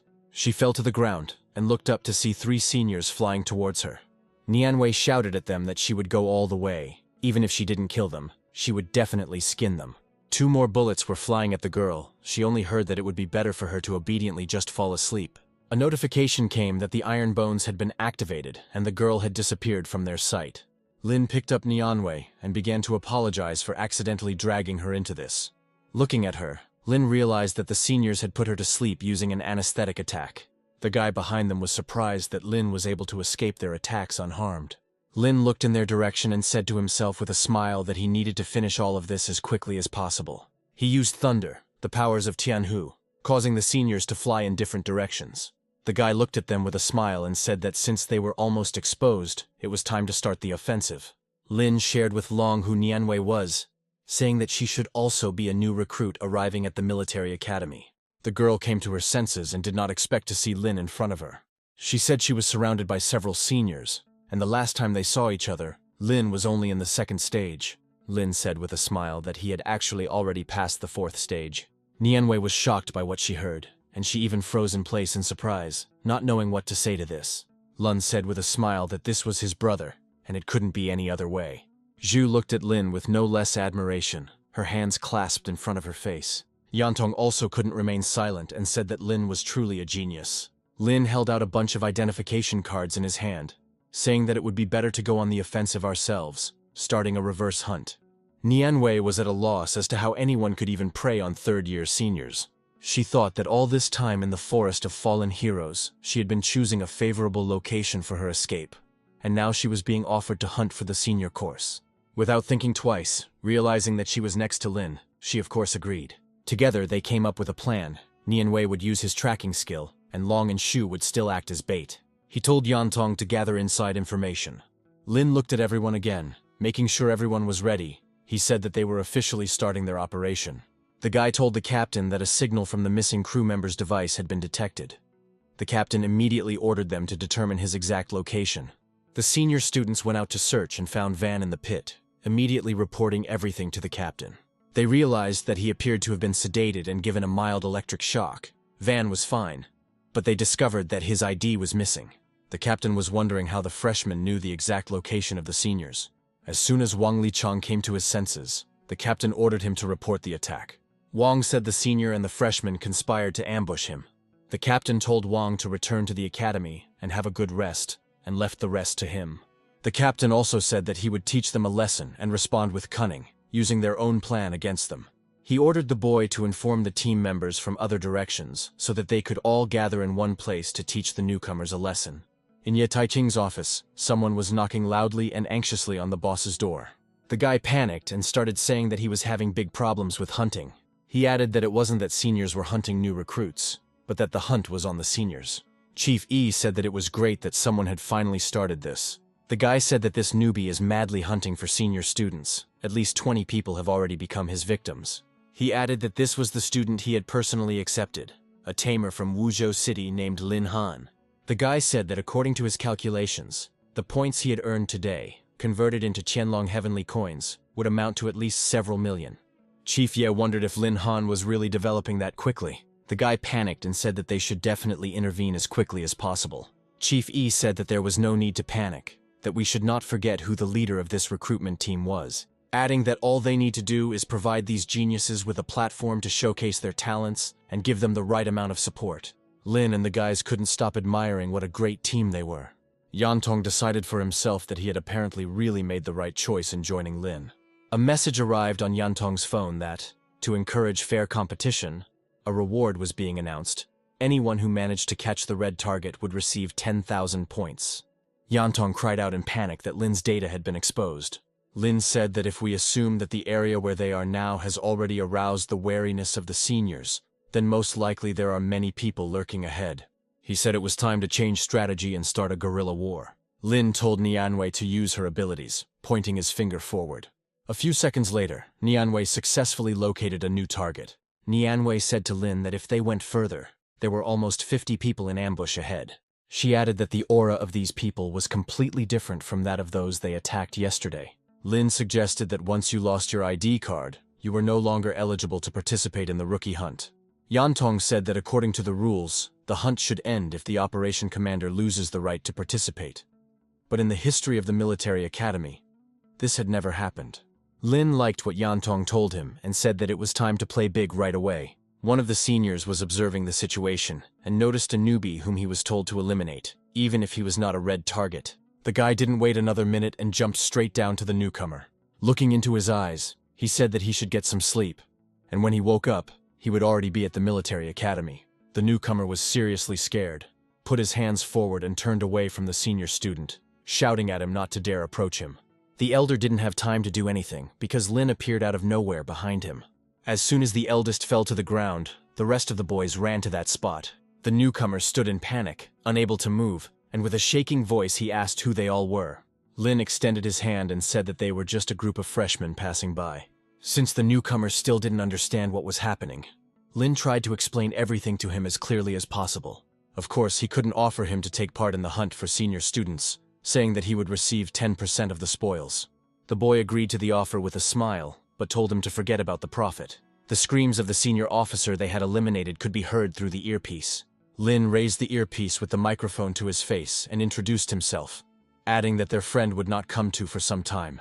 The guy on the other end of the line started telling him that Lin was already surrounded, and if he returned the IDs, they would think about letting him go.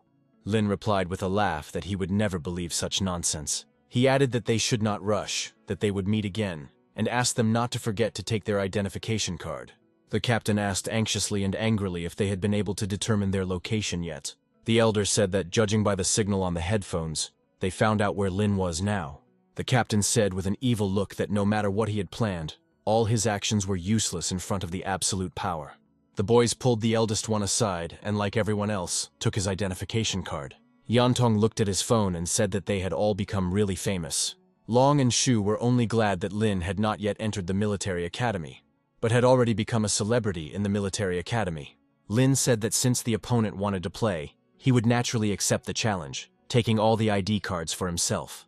Chief Ye said that when faced with an enemy whose numbers were many times greater than his own, Lin would suddenly strike first, adding that the youth will surpass them all in time. The guy said that judging by their placement, all the green dots, representing newcomers, are surrounded by red dots, representing seniors. He added that orange dots had also appeared, which meant that the senior captain was also near Lin Han. Chief Ye looked at the screen sullenly, and he himself was already curious about what Lin was capable of. Nianwei, standing on the tree, said she felt a large number of seniors approaching. Lin said with a smile that the fish had bitten, and now everything depends on Ting and the others, adding that while they were stalling for time, he would be able to deal with the captain and put an end to this hunt. They noticed that someone was walking towards the boys, after which they all fell silent and stared intently below. Lun called out to the elders to see if they had forgotten to take their identification cards. Lin used a skill that could change a person's appearance, and Lin was Liu Sui, the newcomer. The seniors started shouting that they would immediately teach Lin Han how to properly address his elders. They immediately rushed at them, and behind them stood the captain of the senior students. When the elders were already very close, Lin activated a huge force which stopped them in an instant. They were surrounded by smoke, and from the strong impact they all fell to the ground. This power was activated by Ai, who said that the rest of the work was for Tianhu. Tianhu immediately reacted and activated Thunderstorm, but a weaker version of it. She was serious and pointed her hands towards her elders. The senior students screamed from such power, not knowing where to go or what to do. Tianhu, as soon as she noticed that they were all as if paralyzed, chuckled. At that moment, I ran up to them and collected their identification cards.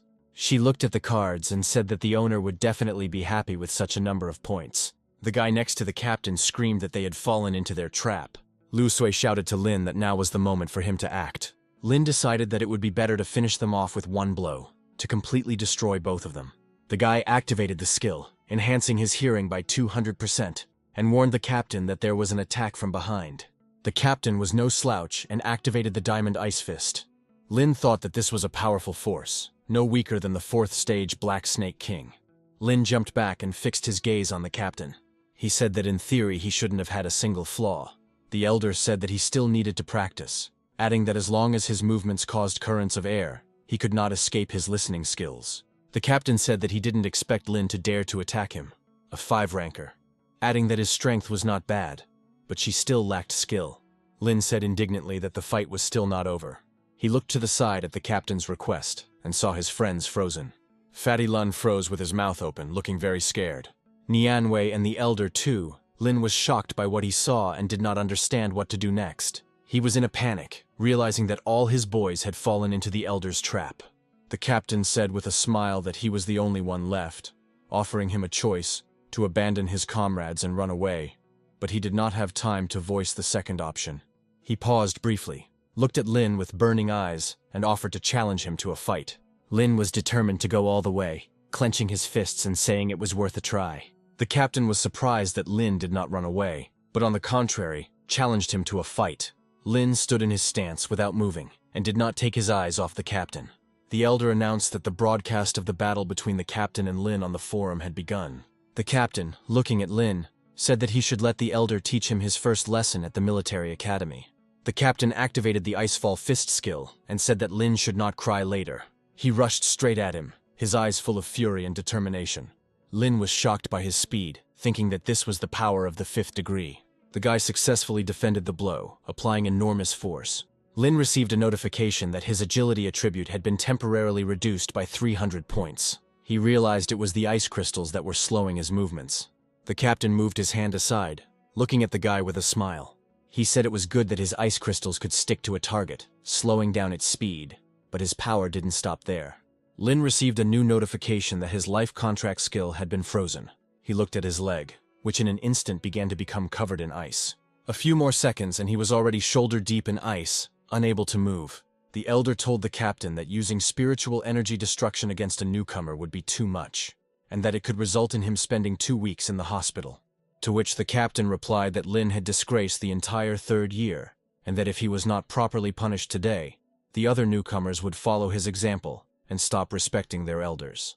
Approaching Lin, he said that if he publicly apologized to everyone and cleaned the school building for the whole year, he might cancel the skill and let him go. The captain put his hand on his shoulder and told him to apologize to his superiors right now on camera. In Chief Ye's office, the guy said that the show had come to an end, that Captain Chi Tian had pulled out his trump card. He added that the captain had already reached the 5th stage, while Lin Han, at best, was only the 3rd. Chief Ye said that according to the initial data, Lin Han had recently broken through to the 4th stage, and his 3rd beast had a fire attribute, which was just right to restrain Chi Tian. The boy was shocked by what he heard. He didn't understand how Lin could have already reached the 4th stage at such an age. The boss folded his arms and said with a smile that he was sure the most interesting part was just beginning. Lin waited for a while and then gathered his strength and used the power of fire. His fist was surrounded by flames. With a stream of thoughts and strength, he managed to lift the captain off the ground, which he certainly did not expect. Lin tried his best. The ice began to crack and fall in pieces to the ground. Chi Tian looked at the guy from above and couldn't believe that he managed to do this. He thought it was impossible. After gathering his thoughts, Chi Tian overcame Lin Han's strength and landed. He was at a loss as to how he had managed to break through his destruction of spiritual concentration. Lin told him with a smile that many things were still impossible and activated the skill copy skill. He winked at him slyly and shouted that it was now his turn to strike. Lin used the copied Phoenix Flame skill to attack Chi Tian. The captain reacted instantly and a huge ice wall appeared in front of him, which he had high hopes that it would hold up, but it began to crack. Chi Tian was furious and slightly panicked, still not understanding how the newbie could do this. It was like an explosion. There was a lot of smoke. Ice fragments were flying in all directions and flames were flying out. From the middle of the smoke, the captain jumped out shouting that this was far from all. Chi Tian activated the diamond ice fist, but Lin didn't even blink. The boy skillfully dodged every swing of the captain. Chi Tian was furious that he couldn't hit it no matter how hard he tried. Lin was seriously angered by these attempts, and he clenched his fist so hard that the flames around him began to blaze even more intensely. He screamed loudly and ran forward. He did not take his eyes off the captain and ran straight towards him. Thanks to his agility and strength, he managed to land a blow on Chi Tian that knocked the captain off his feet. He flew at breakneck speed and with a barely audible cry into the stones. Lin didn't leave it at that and immediately pressed him even harder against the rocks with his foot. He looked down at him and said angrily that in this match the victory was clearly his. The senior students nearby watched everything that was happening and were horrified. Lin slowly turned to them and asked if anyone else wanted to challenge him to a fight. The boys immediately hesitated and panicked, saying that he had won the hunting tournament. They handed over their identification cards, telling him to take them quickly and let their captain go. Lin reached out to him with his hand and grabbed his clothes tightly. Without any regret and realizing that this was the captain of the military academy, the boy threw Chi Tian into the hands of one of the elders. The guy said with a smile that they would see each other another time, adding at the end that they were retreating. Lin exhaled and said with a laugh that it was finally all over. The guy in the boss's office was shocked that Lin Han had amazing fighting skills. Pointing to the screen where the fiery phoenix was, he said that its appearance was just like that of the legendary phoenix.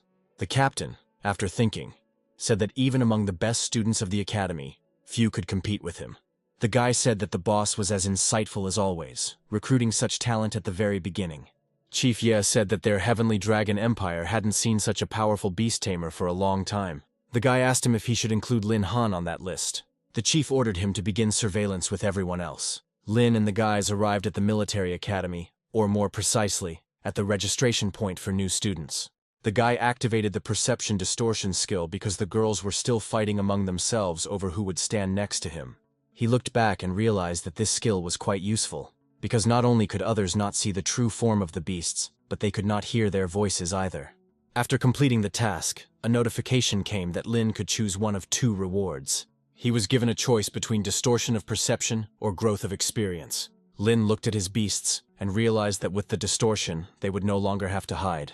The radius of the perception distortion is 100 meters from the owner, and it ignores all reconnaissance skills, regardless of level.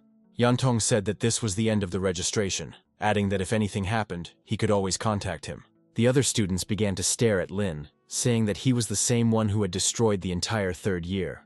Yantong advised him to go to the dormitory quickly, because if a crowd gathered, it would be difficult to get out.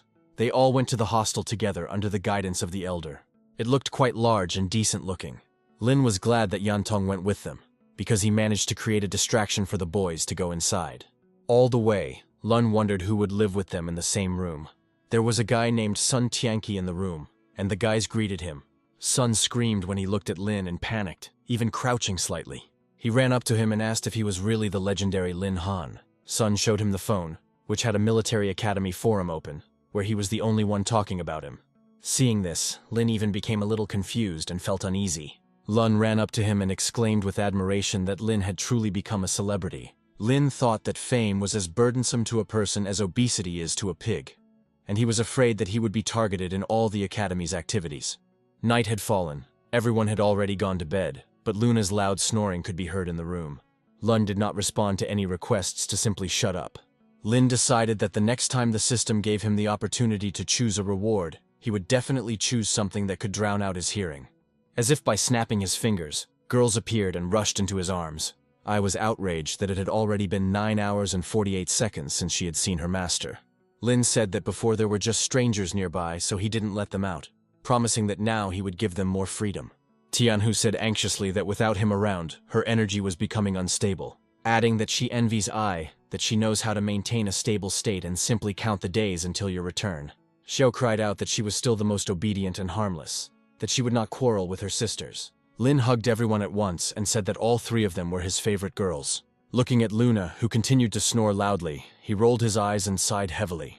She suggested that the sisters use the old method and create a closed space together. Lin almost burst into tears from happiness that he could finally rest. The guy activated a distortion of perception so that no one could see or hear anything. In the morning, they all went to the square for first-year students of the military academy. Lin told Yantong that it was much hotter here than in Wuzhou City, but one could get used to it. Yantong said that unlike academies like Qingbei, the military academy is directly subordinate to the military department and is independent of the Ministry of Education. He added that training here is based on a 4-person team system. He said that it is very important to choose the right teammates here. After the squad is formed, they will be distributed among classes so that all members of one team study together. Yantong did not forget to mention the rewards that are given to the captain for distribution. Nianwei was worried that she would only get in the way, but Lin immediately reassured her, saying that he was even afraid that she would not want to join their team. Xu, Long, and Lin extended their hands to her, and Lin said that the team of 4 would be incomplete without her. Nianwei happily said that she would do everything to keep up with them. Yantong said that they would register the team later, but for now they could come up with a name, and soon after the class assignments, there would be a freshman meeting. In a meeting, usually one team is selected from each of the 4 classes, and 2 rounds of battles take place between them. Lin turned to the boys and said that they had to win the championship title at the freshman reunion. He suggested calling their team the Night Watch, because they would be guarding the lights of this city. Xu asked Lin to take care of them in the future as captain. As they approached the military academy to register the team, they noticed a crowd of people. Lun was shocked by the number of people and was afraid that someone would take their name for themselves. The military academy's instructor approached Lin and introduced himself as Qinghai. The mentor said that Chief Yi wanted to talk to him and asked if it was a good time for him to come over. Lin looked at him with a smirk, saying that it was probably because of the hunting tournament. The guy smiled and said that he could go there right now. Qinghai asked Lin if it was true that he was now a 4th-degree beast tamer. He added that reaching the 4th level in less than half a month after awakening was rare, even for descendants of noble clans. Qinghai asked Lin to tell him about his very unusual beasts and activated the information scan. But Lin's perception distortion skill was still active, which prevented him from being scanned. Lin realized that if anyone found out that 3 of the 10 ancient beasts that were thought to be extinct were near him, there would be big trouble. The guy laughed and said that his animals were the most ordinary, that there was nothing unusual about them. Qinghai received a notification that the information scan could not identify the data and the skill activation failed. The mentor was shocked by this. He saw something like this for the first time and realized that Lin really had some kind of secret. He asked Lin if he could take a look, suspecting that such an animal might be a mutant. Lin realized that Master Qing was becoming suspicious, and that he might become a problem. The boss opened the door indignantly and told Lin to come in immediately because he needed to talk to him. He said that his tamed beasts were very strong, but for now it did not harm the interests of the Empire, and the military academy would not interfere too much in his affairs. The boss asked Lin if he remembered how many seniors he had beaten in hunting competitions. Lin hesitated slightly and guessed that there were 88 of them. The guy said that he first wants to get his points and then see what he spends them on depending on the situation. The boss said that the academy would not be able to give him the full amount of points at once. He added that he would try to satisfy his request if he needed any items. Lin, upset, said that he agreed to the academy's conditions, but he did not know what he might need. The chief said that within his capabilities, he could provide a beast of any rank he could choose, adding that all his training expenses would be fully covered, and that he would also take care of the animal's food. Lin, of course, agreed to this proposal. Lin thought about how the reserves in the beast space were almost exhausted, especially considering Ai's monstrous appetite. The boss also said that he would try to make up for the remaining points, and that he could also get additional materials from Qinghai to prepare for the entrance tournament. He himself understood that this time the academy was at fault, and compensation had to be made so that the guys from Qingbei wouldn't ridicule them. As soon as Lin left the office and walked a short distance, Qinghai was already standing near the door. Qinghai knocked on Chief Ye's door and said that he wanted to talk to him. Adjusting his glasses, he said that he wanted to apply to become Lin Han's homeroom teacher. The boss was a little perplexed because Qinghai had not accepted new students for many years. Qinghai said that Lin is such an outstanding rookie that he is confident that he can develop even better under his guidance. The boss went to meet him and said that he would be the one to lead the newcomer class in which Lin Han was studying. Qinghai thanked Chief Ye and immediately headed out. He kept thinking in his head that he would keep an eye on this guy until the secret of his animals came out. By this time, the guys had already stood in line and registered their team. Lun saw Lin and cried out that they had already received their squad's badges. The boy showed his phone screen that he had just joined the class chat. Nianwei told Lin to remember to introduce himself in the chat, as everyone does. Long was a little upset that Lin Han already had a ton of friend requests, but he didn't have any. Qinghai wrote in the chat that he was their class teacher, and asked everyone to gather at the Square of Valor to begin the competition for the post of class monitor. After reading these messages, Lin was shocked. He understood that this would not lead to anything good. Leaving aside their various thoughts, they went to the Square of Valor. Lin decided that he needed to be more careful in his actions and words. Qinghai shouted that in 5 seconds, the 2 teams would line up in a row, and the entire class would line up in a square. And if they were late, the entire class would run 10 kilometers. The class was shocked that they were given only 5 seconds. They quickly all lined up, and Qinghai said it was time to get down to business. He said that the process of electing a class president is very simple. It is a competition of strength. The one who comes first will become the 4th grade class president. Long immediately looked at Lin Han, to which the boy replied that he was not interested in the position of headman. Qinghai said that he was starting the countdown, and if a headman was not chosen before the sand in the hourglass ran out, then everyone would do 500 squatting jumps. The mentor added with a smile that the class monitor receives an additional 100 points every month. The boys from the class started shouting that they would each take the post of class monitor. Lin was a little disappointed to realize that fame had already brought a few small troubles. He noticed sidelong and angry glances at himself, as if he were their enemy. Everyone rushed at him, saying that with him they had no chance of winning. The guys decided to deal with Lin Han first, and then honestly choose a headman. Lin used his shield and told his team to retreat, that he would handle it himself. One of the guys shouted out that no matter how strong he was, there were a lot of them, and they could just wear him out. The boys used different skills, a water ball, an ice spike, and much more. Lin stood up for himself as best he could, trying to hold back his persistent classmates. When the boys realized that nothing at all had happened to him, they were shocked, not understanding how this was possible. Lin said with a smile that since they were finished, it was his turn. He used a weak level of his power, and the guys began to fly in different directions, shouting that they surrendered. Qinghai stood rooted to the spot, realizing that he had dealt with everyone without even summoning his beasts. The mentor, walking towards Lin, said that their team had won and asked if they had decided who would be the class monitor. Long said that the 3 of them were not suitable, adding that he would gladly accept Lin Han as the headman. Qinghai said that being a class leader is not easy, and that the academy's new recruits meeting will be held soon. He added that all he needed was for him to lead the entire 4th grade to victory. Lin looked at his class teacher with a smile and said that he would take it upon himself. Qinghai said that Lin would have to pay for the repairs to the site because they had destroyed half of it. Lin thought for a moment and said that he would pay with points, which he had plenty of now. As he left, the teacher reflected on the fact that Lin's abilities were indeed strong. But a real battle was not just a single duel. They all went to the parade ground of the military academy. Yu suggested to Lin that this year they send only him to the tournament. I was also shocked by the number of people and asked them to come out and watch too. Xiao hugged her owner and said that she really wanted to fight too. But at this moment, Lin Han received a notification that a wave of malice had been activated. Lin wondered why the newcomers in the course might harbor hostility towards him. One of the guys came forward and asked if this was the same overrated fool and asked if he knew who he was. Lin said he had never heard of the guy and asked if he was famous. The guy smiled slyly and said that he was a man from the Zhao clan. Lin said that they had never heard of anything like this, that he was acting so arrogantly, that the academy belonged to his family. The boy shouted out that his 3rd grade class would take first place in this big competition.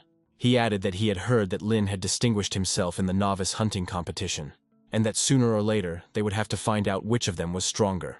Lin thought about what was said, and realized that in the early stages, the baby beasts were even stronger than the beast tamer. The guy said that if he was scared, it would be better for him to go home. Lun and 2 other guys from the class stood up for Lin, saying that the 4th grade wasn't afraid of them. Lin tried to calm his animals, because they were also furious at such words. Lin extended his hand to the guy and said that he accepted his challenge, and asked what they would bet on. The guy said that whoever loses will kneel, bow 3 times, and then shout Grandpa 3 times. Lin said that since he himself was asking to become his grandson, he agreed. The boy was very indignant and cried out in rage, how dare he call him grandson? He shouted in a tone that begged for it, clenching his fist with all his might and rushing towards Lin Han. Lin looked away with a smile, thinking in his head that this guy was a complete idiot. Chief E nearby noticed the strong fluctuation in skill and decided to move closer. The boy flew towards Lin Han like a bird, clenching his teeth in anger. Chief E grabbed the guy by the arm and shouted for everyone to stop. He also ordered Lin Han to stop using his skill. Lin, without any indignation, but on the contrary, with a smile, said that he had already stopped. Chief Ye told the teachers to keep an eye on their students so that they don't get into trouble. Qinghai told them to stop standing like a pillar and return to their places. The guy was thinking that when he was completely defeated in a big competition, he would definitely trample him underfoot. Lin understood from the notification that Zhao Feng was very unhappy. Qinghai thought about the consequences if Chief Ye hadn't come. Qinghai began to say that this competition would be held under rules different from the previous ones. This competition will not be held with preformed squads. All participants will be assigned to new teams. Qinghai said that these skills are vital on the battlefield when they encounter unexpected situations. Lin thought with a smile that it was not for nothing that this military academy existed. Even the testing method was so unexpected. A vortex of some kind appeared, with a bright blue glow. Qinghai said that he would explain the rules of the competition in detail later. He said that out of 4 classes, each class would field 3 randomly regrouped teams of 4. The 2 teams that will compete will have individual duels in the arena, with one person being able to defend the arena no more than twice in a row. And the team that first eliminates all of the enemy's members from the battle wins. Qinghai added that one MVP will be selected after the competition. The MVP will be determined by a vote of the Academy's leadership, based on the overall performance. He made it clear to them that they only needed to be wary of the 3rd class, led by Zhao Feng. Long was overjoyed when he realized that he and Lin Han were in the same group. Lin glanced at the chat and realized that, overall, the comrades he had picked out were also quite good. The girl turned to her headman, as if she was puzzled by something. In their group was Lu Wangqiu, who had the profession of a healer, and Zhang Zhen, who had the profession of a knight of the shield and sword. Half an hour later, the freshmen's meeting began, and Lun pointed to the stage where the drawing of lots had already begun. Chief Yi announced that the 1st class was against the 4th, and the 2nd against the 3rd. Zhao Feng said that he was sorry that he couldn't knock him out right away, but they would meet sooner or later. He understood that Lin Han was very selenious, but the rules only allowed him to participate twice. The boss raised his hand and announced that the meeting was officially beginning. The lights came on in the hall right above the ring. The hall was quite large. The judge announced the 1st group, the 1st and 4th grades, and asked the members of the 1st team to enter the arena. The one who stepped into the arena was Zhang Yun, a 3rd stage elite barbarian warrior of impressive size.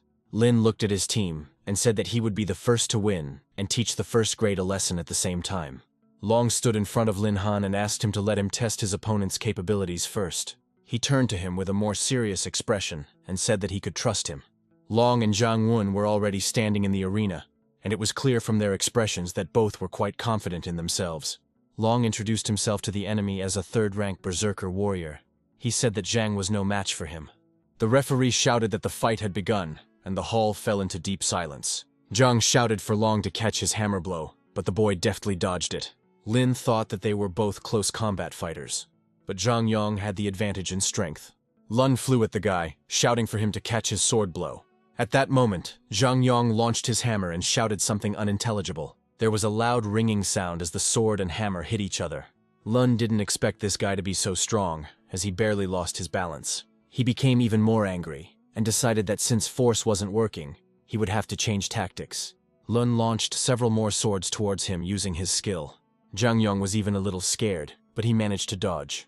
Lin knew that if things went on like this, the fat man might wait until his opponent ran out of strength to win. Zhang Yun was furious and activated the entangling chain skill. The moon surrounded the whole body with chains. He shouted that he felt bad, but Zhang Yun only tightened the chain around the boy more and more. The team began to worry greatly about Lun, but Lin understood that the fat man had another trump card. The guy got angry, clenched his fist and swung it well. He struck Luna straight in the chest, shouting at him to drop the knife. Zhang focused his forces on one point and Long flew into the arena fence. As he hit the floor, blood began to flow from his mouth. Liu from the team called on the referee to stop the fight immediately. Lung, barely getting up, said that he could still fight and asked Lin to believe in him. It was the first time Lin had seen the fat man take something so seriously. Lin said loudly that the whole team believed in him and they would not give up. Zhang, swinging his hammer, said that Long had been talking so much from the start that he wondered how strong he was. He added that in his place he would have given up immediately, because being beaten in front of so many people would be a disgrace. Lin tried to calm Liu down, saying that he knew what the fat man was up to. He was going to use that skill. Lun began to laugh loudly and activated the Berserker Heart skill. This skill constantly consumes a large amount of stamina to enhance one's own strength and speed. Long swung his sword wide and hit Zhang straight in the face. Zhang Yong flew a fair distance away from the fat man with a wild cry of pain. From the overflow of emotions and strength inside, Lun even began to shake slightly. Zhang Yong groaned and tried to say something, but he couldn't understand how this was even possible. Lin said that this skill is the fat man's trump card. The more severe the injuries, the more potential he can release. Raising his sword, Long asked Zhang Yong if it was fun for him to hit him. Zhang cried out in fear, not feeling any fun at all, and Long activated his Berserker Heart again. The guy ran at him with a sword, shouting that it was his turn. Zhang looked at him and panicked even more. Lun stopped the sword near the guy's head, and he closed his eyes in fear and simply screamed. Zhang asked Lun excitedly why he had stopped and why he was no longer attacking. Lun looked at him angrily and said that this was no longer necessary, since the outcome had already been decided. Zhang shouted loudly with his head down that he had lost. The judge announced that in the first group, in the first match, the 4th grade won. Zhao Feng gritted his teeth and said that he was just lucky. Lin said proudly that it was great, that although it was a bit risky, this round was won beautifully. Lun put his hand on his chest and realized that he was so tired that it was hard to breathe. Zhang said that next time he will not make the same mistake. The first-class headman Zhao Tianchen, with the profession of a fire mage, entered the arena. Lun stood in front of him and said that he was already interested in seeing what he was capable of. Lin thought that if he was not mistaken, the fire mage had a skill that was especially strong against melee fighters. Lung realized that his stamina was running out and immediately activated his berserker heart. Zhao Tianchen, seeing Lun running towards him, activated the Fire Ring of Rejection skill, which absorbs the incoming attack and reflects it back at the enemy. And so it happened. All the forces directed at Zhao returned to the moon. Lun screamed in pain and confusion about what had happened. Lin realized that against such a skill, it would be almost impossible for the fat man to get close. Zhao Tianchen spread his hands and told Long to give up, since he was no match for him. Long wiped away the blood and said that he would only surrender when Zhao kneeled. The guy was furious at these words and called Luna a stubborn fool. Lun dodged the attack as best he could. Lin, looking at everything that was happening, thought that the fat man was already at his limit. Without the berserker's heart, the fat man won't be able to dodge fireballs, and with it, his stamina will quickly deplete. Zhao cried out, wondering if he was still not going to give up. In just a second, he directed a huge fireball and shouted for him to try it. Lun looked at the ball flying straight at him and didn't understand what to do. The guy realized that this skill was much stronger than he thought. Zhao Feng was glad that thanks to such a blow, Long would have to spend at least half a month in the hospital. Yun screamed at him to give in quickly. It was clear how worried she was. Lin couldn't just stand there and stepped in to stand up for his friend. Turning to the fat man, he said that he had already done all he could. Lin Han introduced himself to his opponent and asked for a duel. Zhao Tianchen clenched his fists and did not reply, waiting for a pause. Zhao said he studied the recording of his performance at the novice hunt, and all his techniques are in the palm of his hand. Lin put away his sword, which angered his opponent even more, and he said that Lin would pay for his arrogance. Lin saw that a phoenix feather had appeared in Zhao's hand, and he said with a smile that one must know how to use one. Zhao used the same fireball. He was very serious. Zhao Feng said that this chief was really difficult, that Lin Han did not have a beast with ice abilities. Zhao flew towards Lin Han with incredible speed, directing a fireball towards him. A blue-green glow appeared around Lin Han. Lin activated the Heavenly Horned Ant's Iron Bone skill. The guy looked at his opponent with indignation and asked if he was finished yet. Zhao was furious, not understanding how he managed to reflect his fireball with just his body strength. The onlookers were shocked, saying that he was stronger than even a warrior. Zhao Feng was furious. He decided that once his tamed beast was taken away, he would have nothing to boast about. The enemy launched a new wave of attack, saying that he definitely could not repel this. Yun became nervous because Zhao's skill was really very strong. Lin activated the Eagle Eye skill and said that it was very slow, after which he immediately activated the copied fast movement skill. He rushed towards the enemy at breakneck speed. Zhao, seeing this, activated the Fire Ring Rejection skill, hoping to push Lin Han away. Zhao Feng was worried because their main attacks were close combat. Lin Han once again activated the copied Iron Bone skill to defend against the attack. He appeared through the flames to his opponent, saying that it was a good blow, but it wouldn't stop him either. Lin, seeing Zhao's shocked expression, said that he would go on the attack. Zhao cried out in rage that there was no point in rejoicing prematurely, since it was still unknown who would win. There was a big explosion in the arena, and for several minutes nothing was visible at all. Zhao didn't understand where Lin had gone and thought that he had knocked him out of the arena. Lin found himself right behind his opponent and asked where he was looking. These words made Zhao angry because he thought he had beaten him. Lin, without thinking twice, activated the Wings of Lightning skill and rushed at the enemy. Lin Han's fist was millimeters away from Zhao's face, and he closed his eyes in fear. Everyone who watched them was shocked by how fast and strong Lin was. Lin cried out that the winner was already clear, and if he did not want to be completely disgraced, then he should surrender. There were a lot of holes and smoke in the hall from such a strong explosion. Zhao was horrified that the entire hall exploded.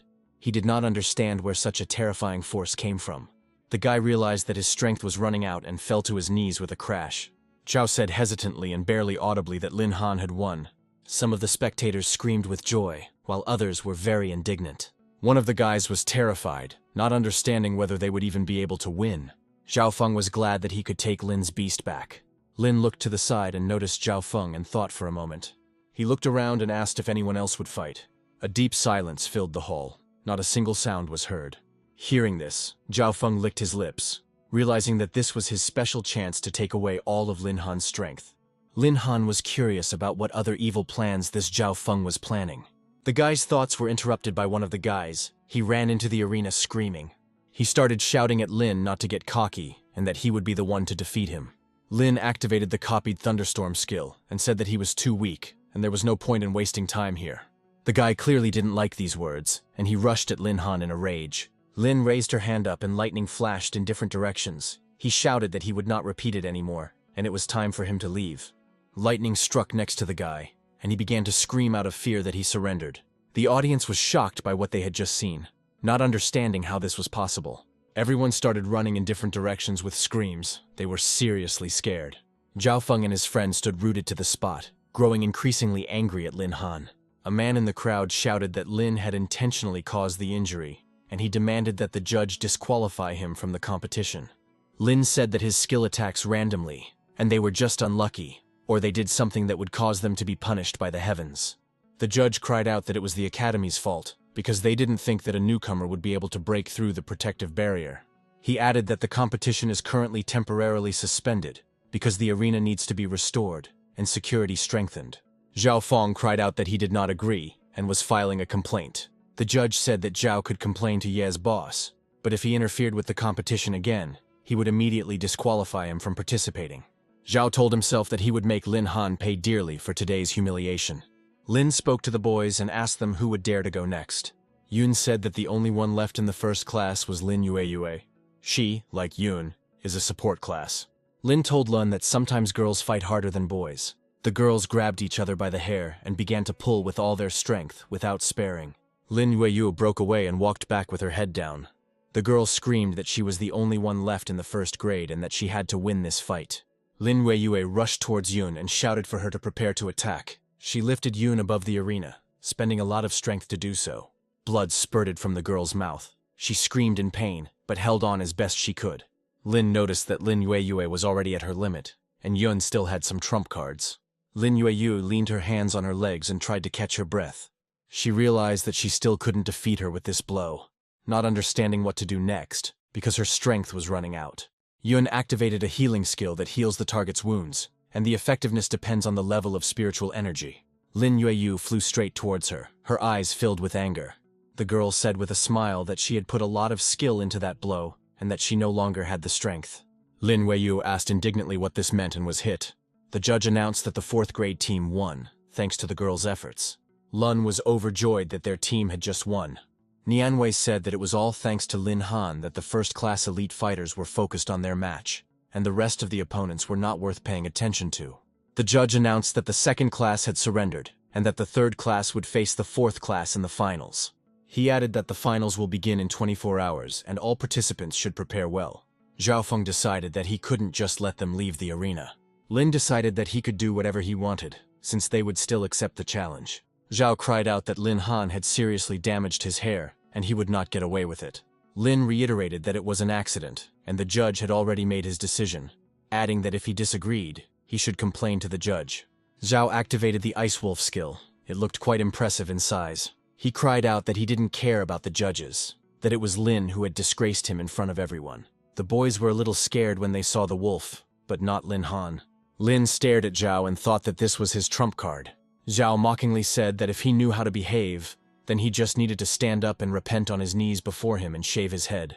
Lun cried out that academy rules prohibited students from fighting outside of competition. Jay responded by saying that he had never been afraid of anything since childhood, and reiterated that the Zhao family stood behind him. Lun shouted to him that if he wanted to touch Lin, he would have to go through him first. Lin put his hand on the fat man's shoulder and told him not to get so excited. Zhao laughed, because he knew that the 3rd level of the Luna stage was no match for his 49th level beast. Lun asked Lin to be careful, saying that this guy was clearly up to no good. Zhao cried out that today he would make him understand who the real number one among the newcomers was here. Lin activated his listening skill and heard some footsteps, thinking it was Qinhai's mentor. Qinhai shouted for them to stop immediately, as private duels were prohibited in the military academy. Zhaofeng and Li Wei immediately recalled their beasts upon seeing their mentor. Li Wei cried out that Lin wanted to kill them, that he had deliberately surrounded them and not allowed them to escape. The guys, including Lin, heard this and were very shocked by such a lie. Lin thought that he had never seen such shameless people before. Zhaofeng also did not stand aside and began to confirm all of his friend's words. The third-grade teacher Wei said that he would definitely report this incident to Leader Ye. Teacher Wei pointed his finger at Lin Han and said that he should be expelled immediately. Qinhai immediately stood up for Lin, saying that he would never allow him to be expelled. Zhaofeng cried out that he shouldn't be given any leeway just because he was first. Even the judge was covering for him. He added that he demanded a fair fight with Lin Han, and that the final venue should not be here, but on the Grey Wind Plateau. Lun cried out that he did not dare lie so shamelessly in front of everyone. Lin thought that if he was not mistaken, there were packs of mountain wolves and bats with wind blades living there. Zhaofeng understood that he had trained ice wolves since childhood, knew their habits well, and he had a way to prevent the wolves on the Grey Wind Plateau from attacking him. Suddenly, Chief Yi appeared and aggressively asked why they were all gathered there. Teacher Wei said that a student from Teacher Qing's class had just tried to kill Zhaofeng. Lun immediately shouted back that it was a lie, because he was the one who started the fight. Chief Ye turned to Mentor Qing and asked him what really happened. Qing decided to tell everything in such a way that only the boss could hear it and no one else, so that no one would interrupt him, and he could convey everything he wanted.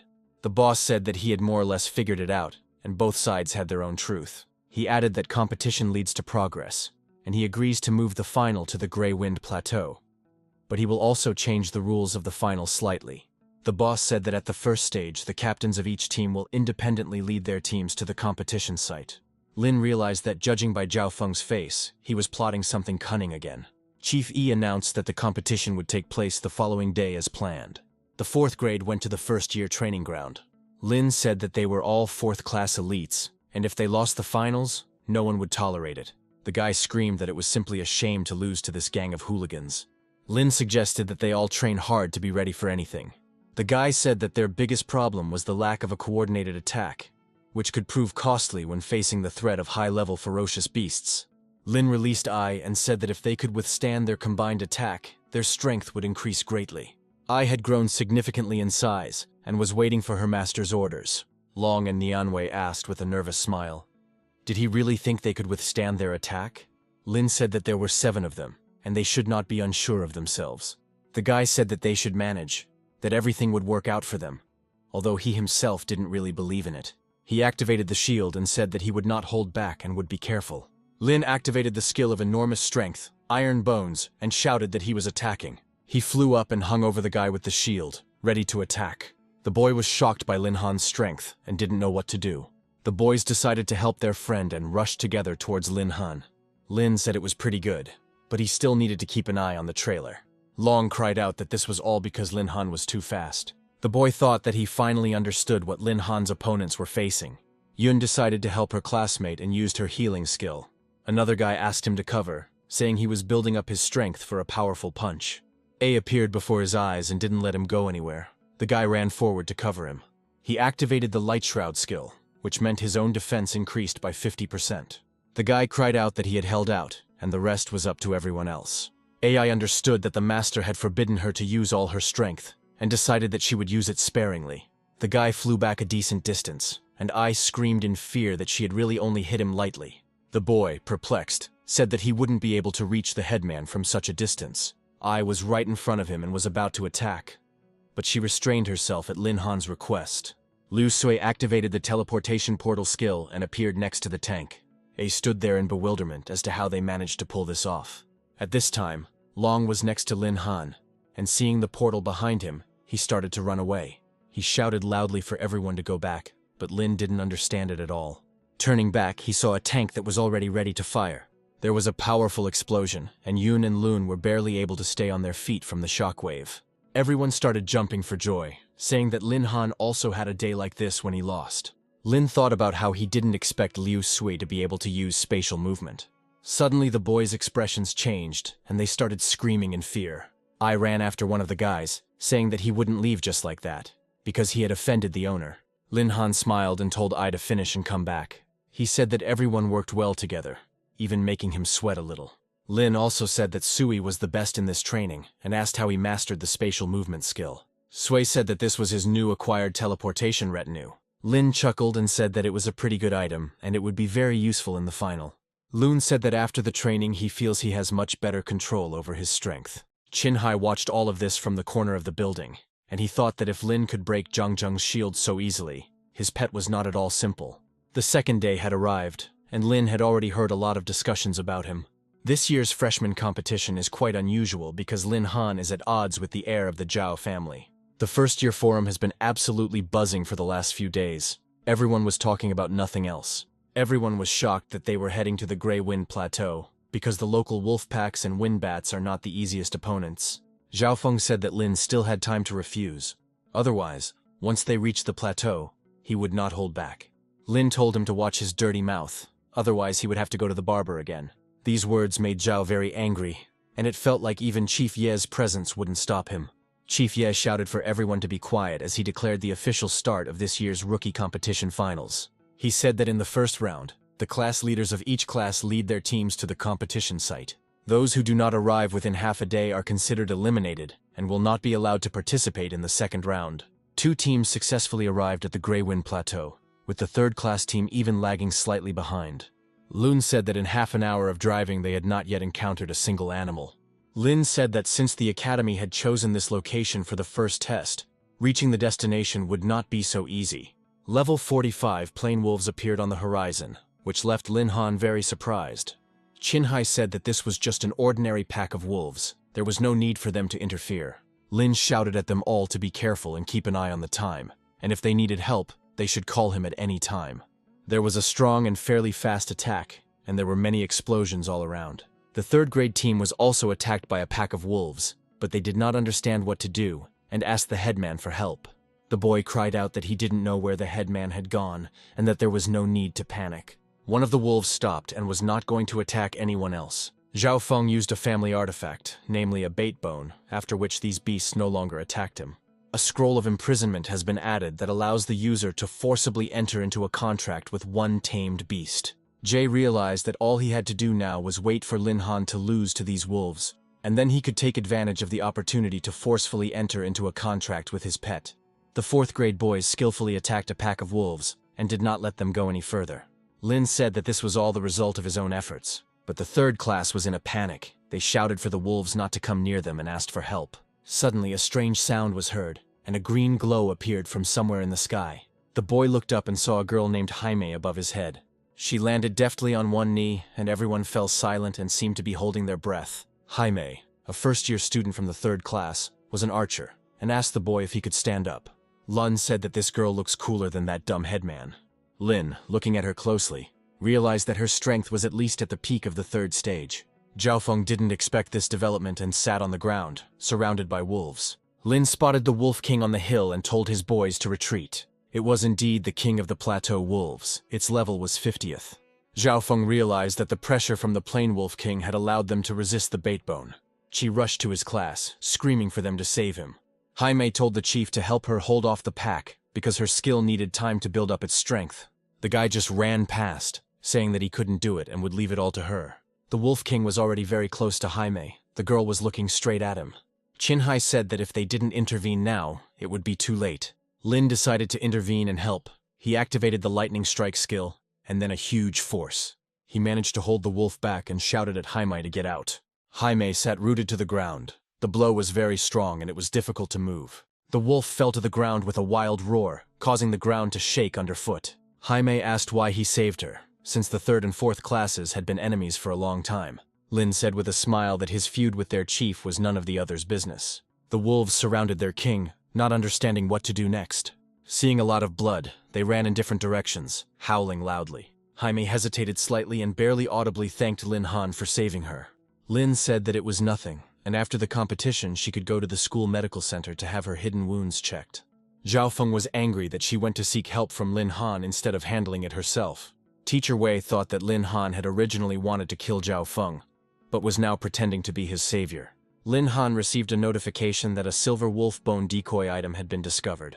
The guy remembered that he had seen this same thing at Zhao Feng's place, and understood why he wanted to come here. He picked up the bone from the ground and examined it carefully, his insides seething with anger. Lun asked if he was okay, to which he said that they had already passed the Wolfpack's territory, and they could move on. Lin's contempt for Zhao grew stronger because he had put his comrades in danger for his own benefit. After some time, they had already reached the depths of the Grey Wind Plateau. They were met by Chief Yi, who said that the 3rd and 4th grade teams had all safely completed the first stage. Lin admired his team, realizing that they had already become quite united. But in the 3rd grade, everything was different. The class monitor was furious. Everyone else was in a panic. Chief Yi began to announce the rules for the 2nd round. Teams of 4 compete in individual matches, with each participant allowed a maximum of 2 arena defenses. Lin advised Lun not to overestimate himself, and even if he couldn't win, he would cover for him. Lun said with a smile that right now he would pull out the first victory for the 4th grade. Jaime wanted to go first, but Zhao told Taming to go first. Jaime tried to explain that her strength was enough to win the opening battle for the 3rd class. Zhou said that she shouldn't think that he didn't notice how she fought with Lin Han during the battle with the Wolf King. This angered Jaime, because it concerned the interests of the class, and she did not mix personal feelings with business. Zhou said that no one knows whether she has feelings or not, and reiterated that Taming comes first. Taming cried out that he was a warrior with a huge sword, and Long introduced himself in response. The battle began. There was an active attack from both sides, but both were still full of strength. Taming said that he never thought that a fat man like Long could move so fast. Lun cried out that this was not all he could surprise him with. Taming stood waiting for the attack and said that the fat man was asking for trouble. The boy activated the Blade Storm skill, which spins the giant sword and creates a powerful stream of blades. It looked quite spectacular, but the problem arose of how to get to it. Lun didn't understand what to do next, and began to receive unexpected blows from blades. At one point he became completely confused and was thrown very hard to the side. Lying on the ground with a large number of wounds, he could only groan in pain. Zhao Feng said with a smile that all they knew how to do was make fun of the trash in the 1st class. Lin told the others not to panic, that the fat man was much more experienced in combat than Taming. Taming said that in front of absolute power, any speed and techniques are useless. Lun said with a smile that until the fight is over, one should never relax. He shouted for Taming to catch the fat man's flying knife and not stand there in vain. Several knives flew towards him and one pierced his leg very deeply, and then the knives stabbed into his other leg and arm, and Taming fell to his knees. Chief Ye said that Taming had lost his ability to fight, and ordered his mentor to take his student away for treatment. Lin Han told the fat man that it was quite a good job. Zhao knew that in order to win he would have to release Jaime, but he was worried that she would give in to Lin Han.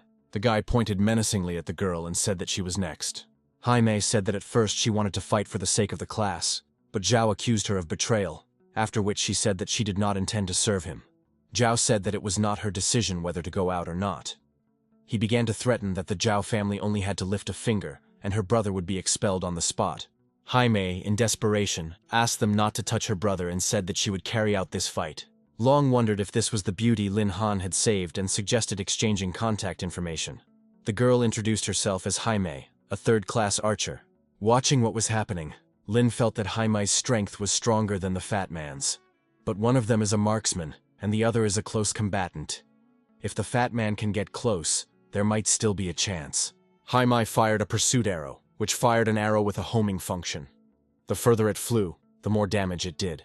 Lun was outraged and confused as the archer immediately struck with full force. Lung rejoiced at Jaime's miss, as he believed Jaime had been distracted by his unearthly beauty. Lin understood that in the future, in fights with girls, he couldn't let the fat man go, since Long was only thinking about how to show off. Shu warned the fat man of the danger with a shout. The fat man was perplexed, and did not understand why he had to be careful. Lun was surprised and thought that these arrows could also turn.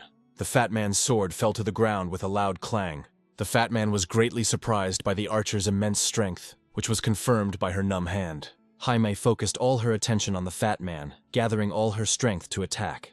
The pursuit arrow hit its target, right at Lun, causing him serious damage. Jaime victoriously and with cold indifference informed the fat man and those around her about the end of the battle. Zhao Feng was incredibly angry at Long's antics and jokes during the battle. He did not want to miss the chance to suppress Lin Han's spirit by harming his best friend. Zhao Feng ordered Jaime not to knock the fat man out of the fight and to teach him a few more lessons. She tried to object, since the opponent could no longer move. The village chief, Zhao Feng, didn't care at all about Jaime's objections, and angrily made it clear that he wasn't worth arguing with. The archer looked towards the headman in surprise. Jaime clenched her jaw, revealing a vicious grin. And at that very moment the archer resolutely prepared for battle.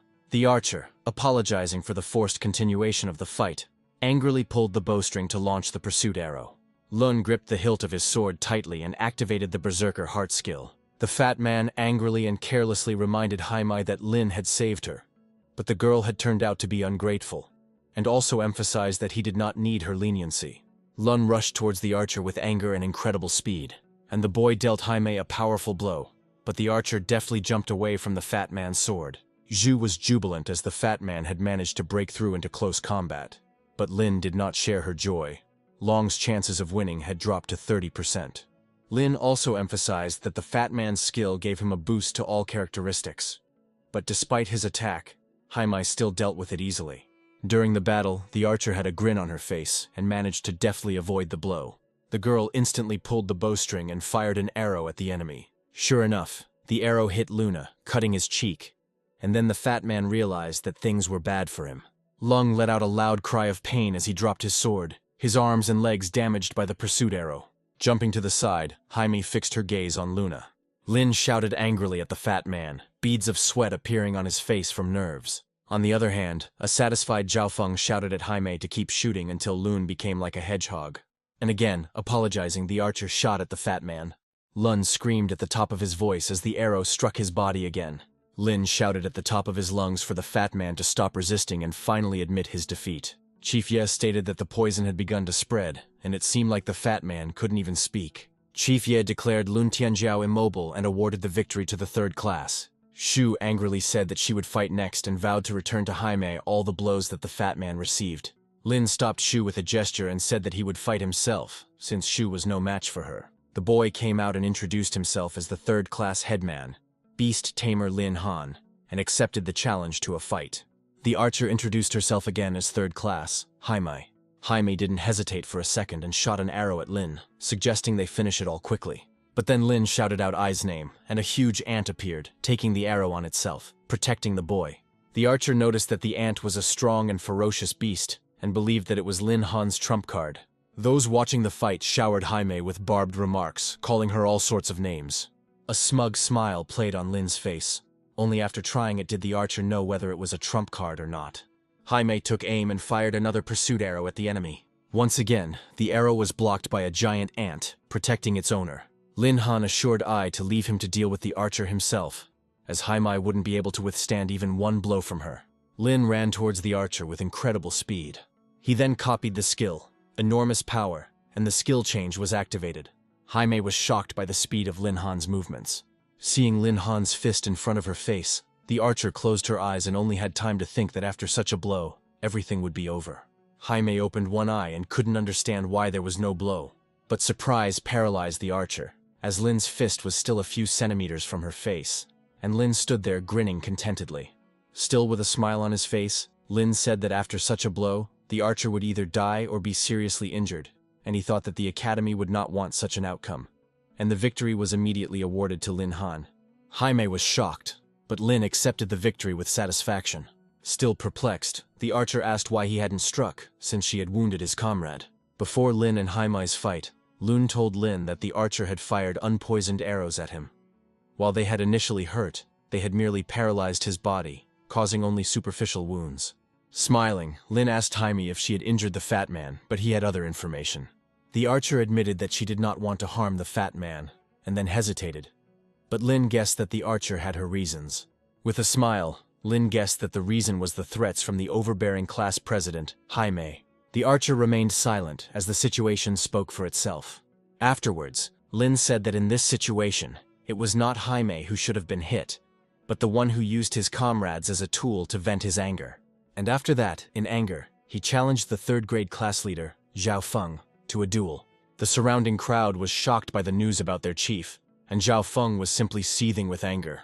Zhao raised his hands and ran towards Lin Han, accepting the duel, shouting that he would definitely deal with him. Zhao Feng began by asking Headmaster Ye and the mentors to go out to fight with Wei, since their wolves were twins, and this would even out their strength, since Lin was a higher level. The crowd booed and chanted, calling on Zhao to stop disgracing himself. Zhu accused Zhao of lacking conscience, because 2 against 1 is completely unfair, and if he didn't know how to play, then he shouldn't have started.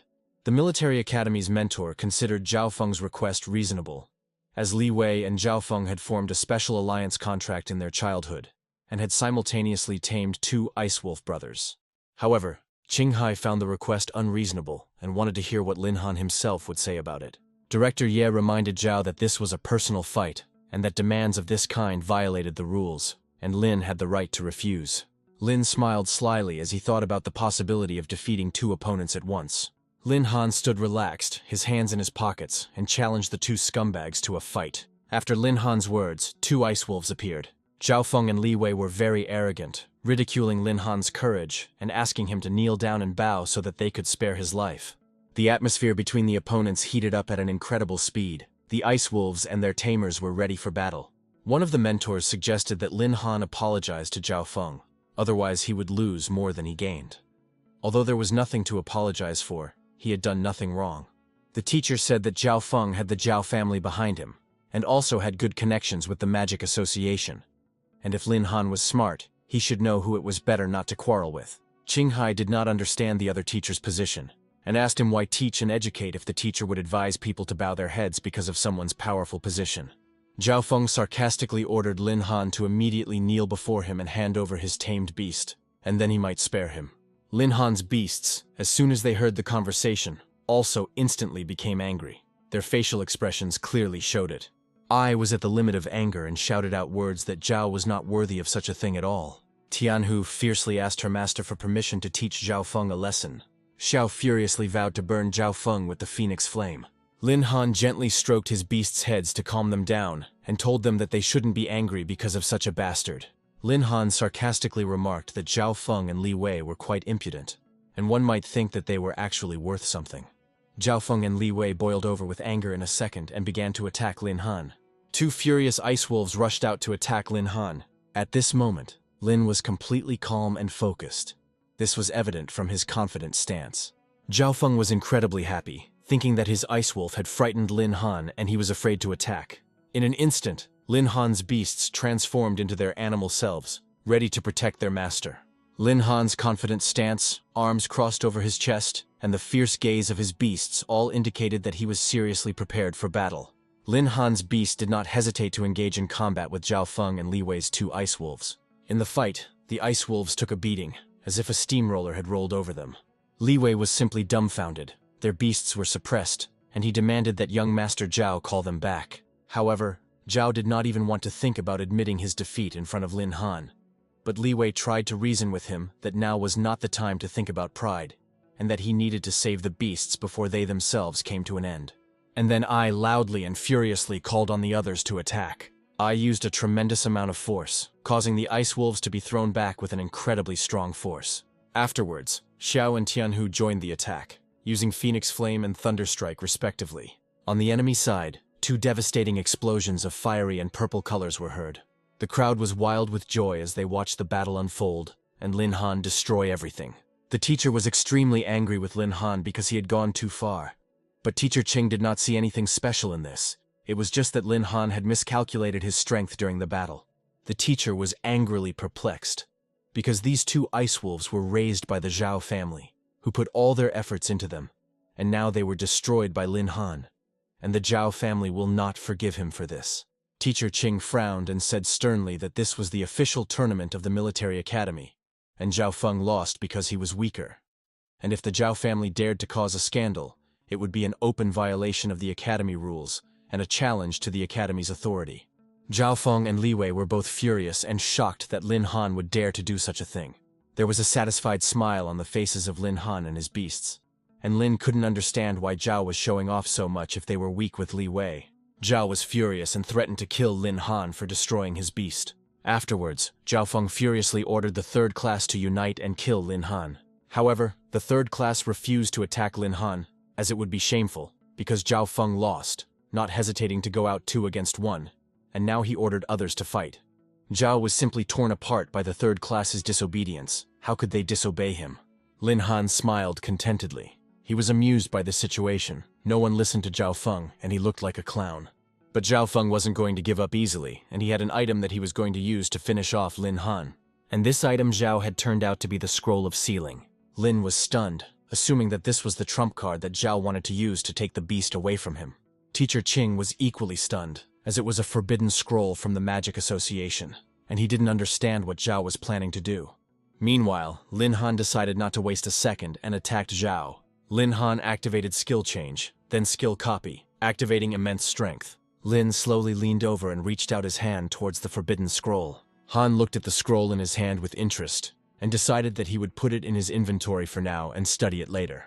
Zhao had blood oozing from his mouth because Lin had knocked out 2 of his teeth, and he also couldn't accept the fact that Lin had hit him and wished for him to die without a grave.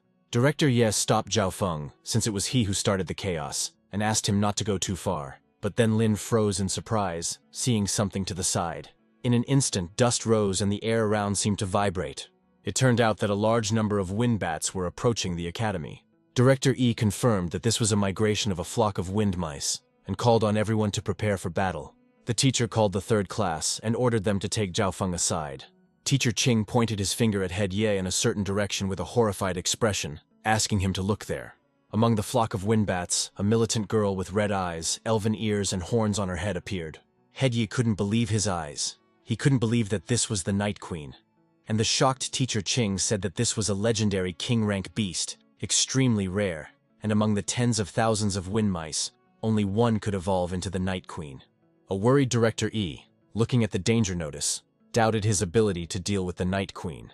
The mentor reminded them that as military personnel and teachers, they could under no circumstances abandon their students and save themselves, and that a signal for help had already been sent. Director Yi gave orders for the instructors to use the defensive position of the Three Origins Academy, as it was necessary to hold out until the arrival of the Academy's reinforcements. The disciples blamed Zhao Feng because it was because of him that everyone had to go to the Grey Wind Plateau, and if it weren't for him, none of this would have happened. Lin held the shield in his hands and immediately headed towards the students. Lin Han told everyone to stay close, and he handed the Zhuanwu shield to Pukliash, and told him to protect the girls. At this time, Director Ye began to activate the 3 powers. He activated the power of heaven. The mentor angrily activated the power of the earth, and Teacher Qing, in turn, activated the power of man. And a protective position in the form of a dome, called the 3 Beginnings, was activated above the academy. Director Yi announced that the mice were beginning their attack. The enraged wind bats began to attack the academy's defensive position. The wind mice had a terrifying appearance, long sharp teeth and claws, and only the defensive stance of the academy held them back. Teacher Qing told Lin Han that they had to maintain the main formation to prevent the large beasts from getting through, but they had to fight off the small bats that broke through themselves, and as the class leader, he had to keep an eye on his class. Lin Han's beasts were also fully prepared to protect their master by fighting the wind mice. The students stood together in a tight circle, with their backs to the center, ready to fight for themselves and for the academy. Lin Han called for them to prepare for battle and emphasized that everyone must survive. But Shu objected and said that he should not underestimate them, as these mice were nothing compared to I during training. And at that moment, Long, without letting go of the shield, lowered it to the ground and shouted out the name Shu Ting. Shu Ting made a big jump and appeared above Long, shouting that she was already here. Xu handled the bat skillfully, as if she had been doing this all her life. Nianwei cried out that she would not be left behind either and charged forward. The guy behind the tank laughingly shouted that they should let him shoot to his heart's content. Lin thought about how he hadn't expected them to work together so well, and decided that he wouldn't even have to interfere, that they were doing just fine on their own. An elite level 50th wind bat appeared in the sky.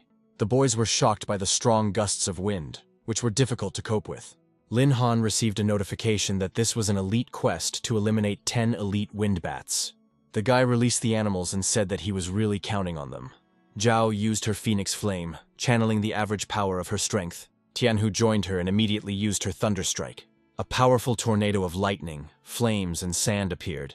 It all looked very scary and impressive. Lin ran to Lun to help him up. He was quite badly injured. Qin Hai thought that only the true Phoenix and Thunderbird among the 10 beasts possessed such skills. The Queen of the Night slowly began to disappear from sight. Only her silhouette remained visible. Boss E said that she probably didn't even notice them. but the main thing for him was that the students were okay. Lin said that they don't yet know what's going on outside and they can't stay here for long. Qinhai told the chief that he had seen the skills Lin Han used and said that they were ancient beasts. The boss was shocked and asked Lin to go with him and the rest to stay put. He whispered to the guy so that no one would hear, where he got such ferocious animals. Lin didn't want to reveal the secret of the 10 ancient beasts so early, but the situation was critical. In order to save lives, he said that he caught them himself. Chief Ye said that his beasts were not at all like those that could be simply caught somewhere in the forest, that they were more like carriers of ancient blood. The boss looked at the guy with a serious and indignant expression on his face, waiting for an answer. Lin was a little surprised that he had figured it out. He didn't understand what to do, and whether he should tell him the truth. A white haze swirled around the guys who were standing not far from Lin and the boss. Lin cried out that there was something wrong with the aura around him. Qinhai was also at a loss as to what had happened. Someone said that there might be an enemy attack. No one should run away and everyone needs to quickly gather together. Although Lin was prepared, he was still afraid because he didn't understand what was happening. Qinhai said that the situation was bad, and the smoke was very suspicious. Zhao Feng started shouting that it was too early for him to die, and that all this was because of Lin Han. Lin's beasts were also on standby, standing in front of him to protect him and telling him to be careful. Lin began to feel something strange. His eyes began to slowly close. He could barely unsee his animals. Tianhu noticed this and called him. All three rushed towards him, trying to understand what had happened to the owner. After some time, Lin Han came to his senses. Looking around, he realized that he was in some kind of building. The animals surrounded him, asking how he was feeling and if he was injured. The boys from the 3rd grade were also there, and they were very upset, saying that it was all because of Zhao Feng. Zhao also came to his senses. He realized that the ice wolves were no longer there, but they were now in some damned hole. Lun asked Chief Ye where they were and whether they could get out of here. Chief Yi told everyone to stay put and be quiet. He assumed they were in ancient ruins. Lun cried out in surprise, asking if this was the place that was only mentioned in textbooks and then only as a legend. Lin thought about how in ancient times, people did not know how to use the power of their professions and were completely unable to resist ferocious beasts.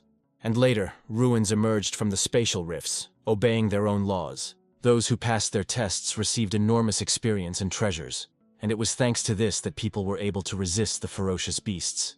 The treasures were in impressive quantities, as if such a thing could only be dreamed of before. Qinhai said that even they, the teachers, had only heard about them. No one believed that they really existed. Above Chief Yi's head, a silhouette appeared. It resembled a small bat. She said that they were on a battlefield in ruins. The mouse added that the first test of the 3rd level, there is only one participant under 20 years old. The boss was a little upset that he would not be able to take part in such a unique opportunity, simply because of his age. He decided that he could only hope that among the students, there would be someone who could save everyone at this critical moment. Chief Yi repeated that if the test failed, no one would get out of here. Master Qin asked Lin Han if he would participate. Lin thought it over and said that they need not worry, because even for himself he would fight with all his might. The guy stepped forward with a smile and said that he accepted the challenge of the ruins. A voice came from nowhere, saying that they were all insignificant mortals, and asked them to go to the bloody arena, to the Hall of Death. Something strange appeared around Lin Han. It was hard for him to unsee it. It was as if there were strong currents of wind, but they were controlled by someone. Lin was surprised that he was transported to the center of the arena so quickly. He tried to figure out where the fat man and everyone else were. Lin and Shu sat in the stands and shouted that they were with him in spirit. The bat told him to fight with all his might if he didn't want to become another nameless spirit. She flew closer and laughingly told him to get ready to meet the first stage opponent. A level 50, diamond-ranked Cyclops ran into the arena in a rage and with a loud roar. Chief Yi realized that the test of these ruins fully lived up to its reputation. Zhao Feng, seeing the Cyclops, only hoped for it to slap Lin Han with one blow. The bat announced the beginning of the first stage of testing. After these words, the Cyclops rushed at the guy.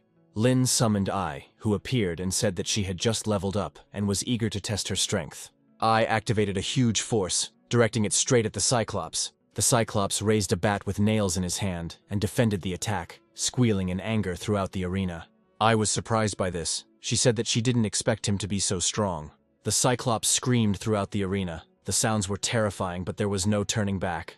Ai flew closer to him and delivered another powerful blow to him.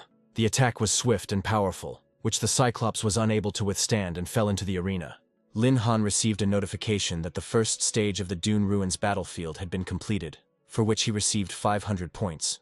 Lun cried out with joy that his friend was simply out of this world and that he was his idol. Teacher Ye said with a smile that this was the real Lin, that if it had been anyone else, he would never have passed the first stage so easily. Zhao Feng was furious that Lin dealt with the Cyclops in just 2 blows. He realized that in the battle with him, the guy did not fight at full strength. The bat announced that the first stage test had been passed, and that they would continue the challenge. Something strange, red in color, began to emerge from the dark corridor into the arena. A hand with long black claws appeared and grabbed the wall. The creature immediately rushed at the guy, and Lun screamed for Lin to be careful. The guy was thrown to the side by the force of the landing, and he only had time to think that this creature had pretty good speed. It was a bloody corpse, already level 51, but also diamond rank. Mentor Ye said that while it was inferior in strength to the Cyclops, in a desperate situation, this species was capable of instant evolution, unleashing devastating power. Lin screamed for Ai to deal with him properly. After these words, the girl immediately flew towards him. Ai used enormous force, which the bloody corpse deftly dodged. He managed to attack Ai, hitting her hard enough to send her flying. Ai screamed that he was too fast, closing her eyes in slight pain. The girl decided to try another skill, directing an attack that was several times stronger. She managed to hit the bloody corpse straight on, and it screamed loudly in pain throughout the entire hall. There was even a strong explosion, and flames scattered in all directions. As soon as the smoke began to clear, only isolated limbs were visible in the arena. Ai flew up to Lin Han, who praised her for her excellent work. Zhao and Tianhu began to ask their master to let them out because they also wanted to fight. Teacher Yi realized that the bloody corpse had evolved and shouted at Lin to look back. Lin Han turned his head and stared at the bright red glow. In front of him stood a bloody corpse that had just evolved, with a sly smile. Now he has become an armored undead bloody corpse, but already at level 53. Qin Hai was horrified to see that he had merged with the undead armor, which was a rare occurrence. Lin thought about what he had seen in the bitter water swamp, and decided that he would definitely need to study the working principle of this phenomenon. Lin Han asked Zhao and Tianhu to wait for a while and sent them to deal with Ai's creature. Ai deftly dealt the first blow to the bloody corpse, causing it to groan. Another explosion occurred, and everyone in the hall held their breath, waiting to see Lin Han. The girl headed back to the owner, saying that it was too easy, but she only thought she had dealt with him because he grabbed the sword. Lin yelled at her to turn around, but he was already right behind her. The girl was very surprised to realize that he was still alive. She struck him with all her anger, causing his head to fly off. But he kept coming back together piece by piece, and she couldn't understand how that was possible. A became very angry and screamed that she would tear him to pieces. Lin Han realized that physical attacks had little effect, and decided to try Xiao Zhen's fire. Xiao happily said that she would deal with him, since she had been waiting for her turn for a long time. Xiao looked at the bloody corpse and said that it was only because of this creature that she could not be near the owner. The girl used the Phoenix Flame skill, directing it straight at the bloody corpse. Ai jumped aside from Xiao's attack and shouted that she should warn him before using her ult next time. The bloody corpse burst into flames like a match, screaming loudly throughout the arena, and Lin Han let out a sigh of relief that he was finally finished. Lin Han looked at his beasts with a smile, saying that they both did an excellent job. Suddenly, everything shook, and a strange but very loud sound was heard. It was jarring to everyone's ears, even to Lin Han's beasts. The mentor and the others were perplexed, trying to understand what was happening. I screamed in horror that the monster had risen again. Lin panicked and said that it seemed like the battle was not over yet and looked back. The king of the ghostly flame appeared on the arena. He was level 55, but already a star rank. Qin Hai cried out that this couldn't be, that it had died out long ago. Teacher Ye shouted to Lin Han that the Flame King was immune to physical attacks. Lin told Xiao and I to probe his weak points first. They simultaneously used the Phoenix Flame and enormous strength. But the king of the ghostly flame stood there as if nothing had happened. He deftly dodged the attacks, practically without putting in much effort. Lin thought that he really couldn't be hit, and no longer understood what could be used against him. After failing to do so, the Ghost Flame King screamed throughout the arena. He decided to use his sinister trump card, Psychic Interference. Teacher Ye cried out that Lin Han had no mental barrier skills, and would not be able to withstand such an attack. Lin Han flew to the side, thinking that he couldn't even control his own body. He understood that I and the others would not last long, and that they needed to get out of this state immediately. He received a notification that after Tianhu's breakthrough, a high-level mental attack skill would become available. Lin Han shouted for Tianhu to give all the remaining beast taming points. The girl's eyes glowed a bright purple, and her face showed that she was furious. The teacher said that no one could break the power of the rules of the ruins, and now all that remained was to rely on Lin Han himself. Zhao Feng was only happy about this, because when Lin died, all of his battle pets would go to him. Zhao was panicking because her attacks with Ai weren't doing any damage. Ai did not give up and attacked the king as best she could, screaming that she hated him. A strange and bright glow appeared above Xiao's head. It was hard to look at it. Turning around, she saw Tianhu and asked her how it was that she came out. Tianhu slowly sank to the ground, holding Lin Han, who was in serious condition, in her arms. She said that it was the master who enhanced her strength, thanks to which she was able to break through the mental pressure of the Ghost Flame King. Lin cried out that she would be the one leading the attack from now on, and Ai and Xiao were supposed to support her. The girl launched an attack and hit the king straight away, causing him to scream loudly. Tianhu used Thunder Roar, a mental attack that tears apart the darkness like lightning and suppresses all impurities. She then activated Thundercloud, which summons a cloud towards the target and paralyzes all creatures within it. The king decided that he was still stronger and tried using Blur. But a blur error occurred and he seemed to be paralyzed. Ai was shocked, saying that the stupid bird had become very strong. Tianhu replied that it was all thanks to the master who helped her break through and level up. Lin Han cried out that the king's blur had disappeared and Xiao Zhen was now coming out. Xiao immediately rushed towards the Ghost Flame King and used Phoenix Flame against him. The king screamed throughout the hall from such a strong attack. He tried to resist somehow, but all attempts were unsuccessful. Ai looked at Xiao and Tianhu with pride that they managed to protect their master. A bat appeared and announced that the second stage on the ruins battlefield had been completed. But the test continued. The beasts flew towards Lin Han, who was amazed by their capabilities. Qin Hai happily said that it was very good that Lin was able to use his pets wisely. A voice from nowhere addressed Lin, saying that he did not expect to be able to reach the final test. Xiao screamed for the master to be careful because she felt something appearing. Lin heard a woman's voice and languid steps, that he did not dare to do this, because she was the keeper of these ruins. She said he only defeated the Cyclops and the bloody corpse. Chief Ye cried out that this was the very queen of the night, and Lin Han was no match for her. He wanted to help him. A purple glow appeared around the boss, causing Qin Hai to even shudder. The Queen of the Night said that the rules of these ruins state that only the test subject can stand in the arena. She laughed and shouted that the treasures of the ruins should rightfully belong only to her. Lin said with a grin that he would win and get her treasures. The queen said that even if she was just one of her incarnations, he would never defeat her. She was cloned, and the second Queen of the Night, level 55, royal rank, appeared. Ai rushed at the clone and shouted that she would deal with this old witch. The girl's blow passed through the Queen of the Night, which surprised Ai greatly. Lin wondered if the Night Queen was also using a skill similar to the Ghost Flame King's blur. The clone of the Queen of the Night appeared right behind the guy and sneered ominously. She asked mockingly, did he really not know that beasts of royal rank were able to completely hide their lust for murder? Mentor Qin Hai and Chief Ye became even more worried about Lin Han. Lin activated the movement skill and commanded his beasts to act together. The Queen of the Night was surprised that he managed to escape from her. She hoped that he was already finished. Tianhu used Thunderstorm along with Xiao's Phoenix Flame. The attack was very strong. A bright glow appeared that was impossible to look at. Lin cried out that the Queen of the Night was too careless, and laughed. The Queen said that she apparently underestimated him, but even that was not enough to defeat her. She decided to use the Dark Night Chains, which looked quite scary. Literally a second and the animal's hands were tied with chains. They could not do anything about it. Lin was in a panic because he couldn't summon Xiao and Tianhu back to the pet space. The Night Queen flew towards Lin Han with a smile and decided to give him a shadow strike. The animals flew a great distance away. They cried out in pain because their hands were pulling on the chains. Lin immediately realized that it was high time to use the Xuanwu shield. He managed to snatch Xiao and Tianhu, but he didn't have much strength left.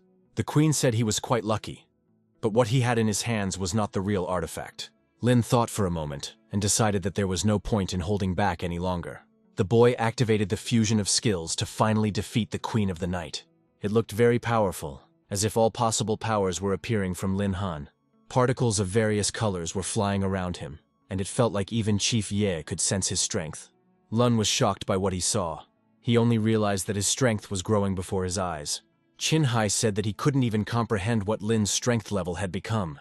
He knew that he actually had a chance against the Night Queen. The Queen said thoughtfully that she could feel his power. But he was only human, and today was his day of judgment. She screamed for him to die and used the art of soul devouring against him. The fierce and powerful bats flew towards Lin Han at the speed of the wind. Lin understood that they were nothing to him and quickly dealt with them. The guy mockingly shouted at her to try his technique now. He used the Phoenix Flame and Thunderstorm together. The power was incredible. The Queen of the Night did not expect this from this guy and was very surprised. A powerful explosion occurred, and Lin Han even turned away from it. He heard a mocking cough. The guy turned his head slightly to the side. The Queen of the Night asked how he could possess such divine power. Lin decided that he needed to finish her off quickly and activated the copied madness skill. The Queen was furious that he had forced her to go so far and used the plague of 10,000 evils. She flew towards him and screamed that he would definitely die today.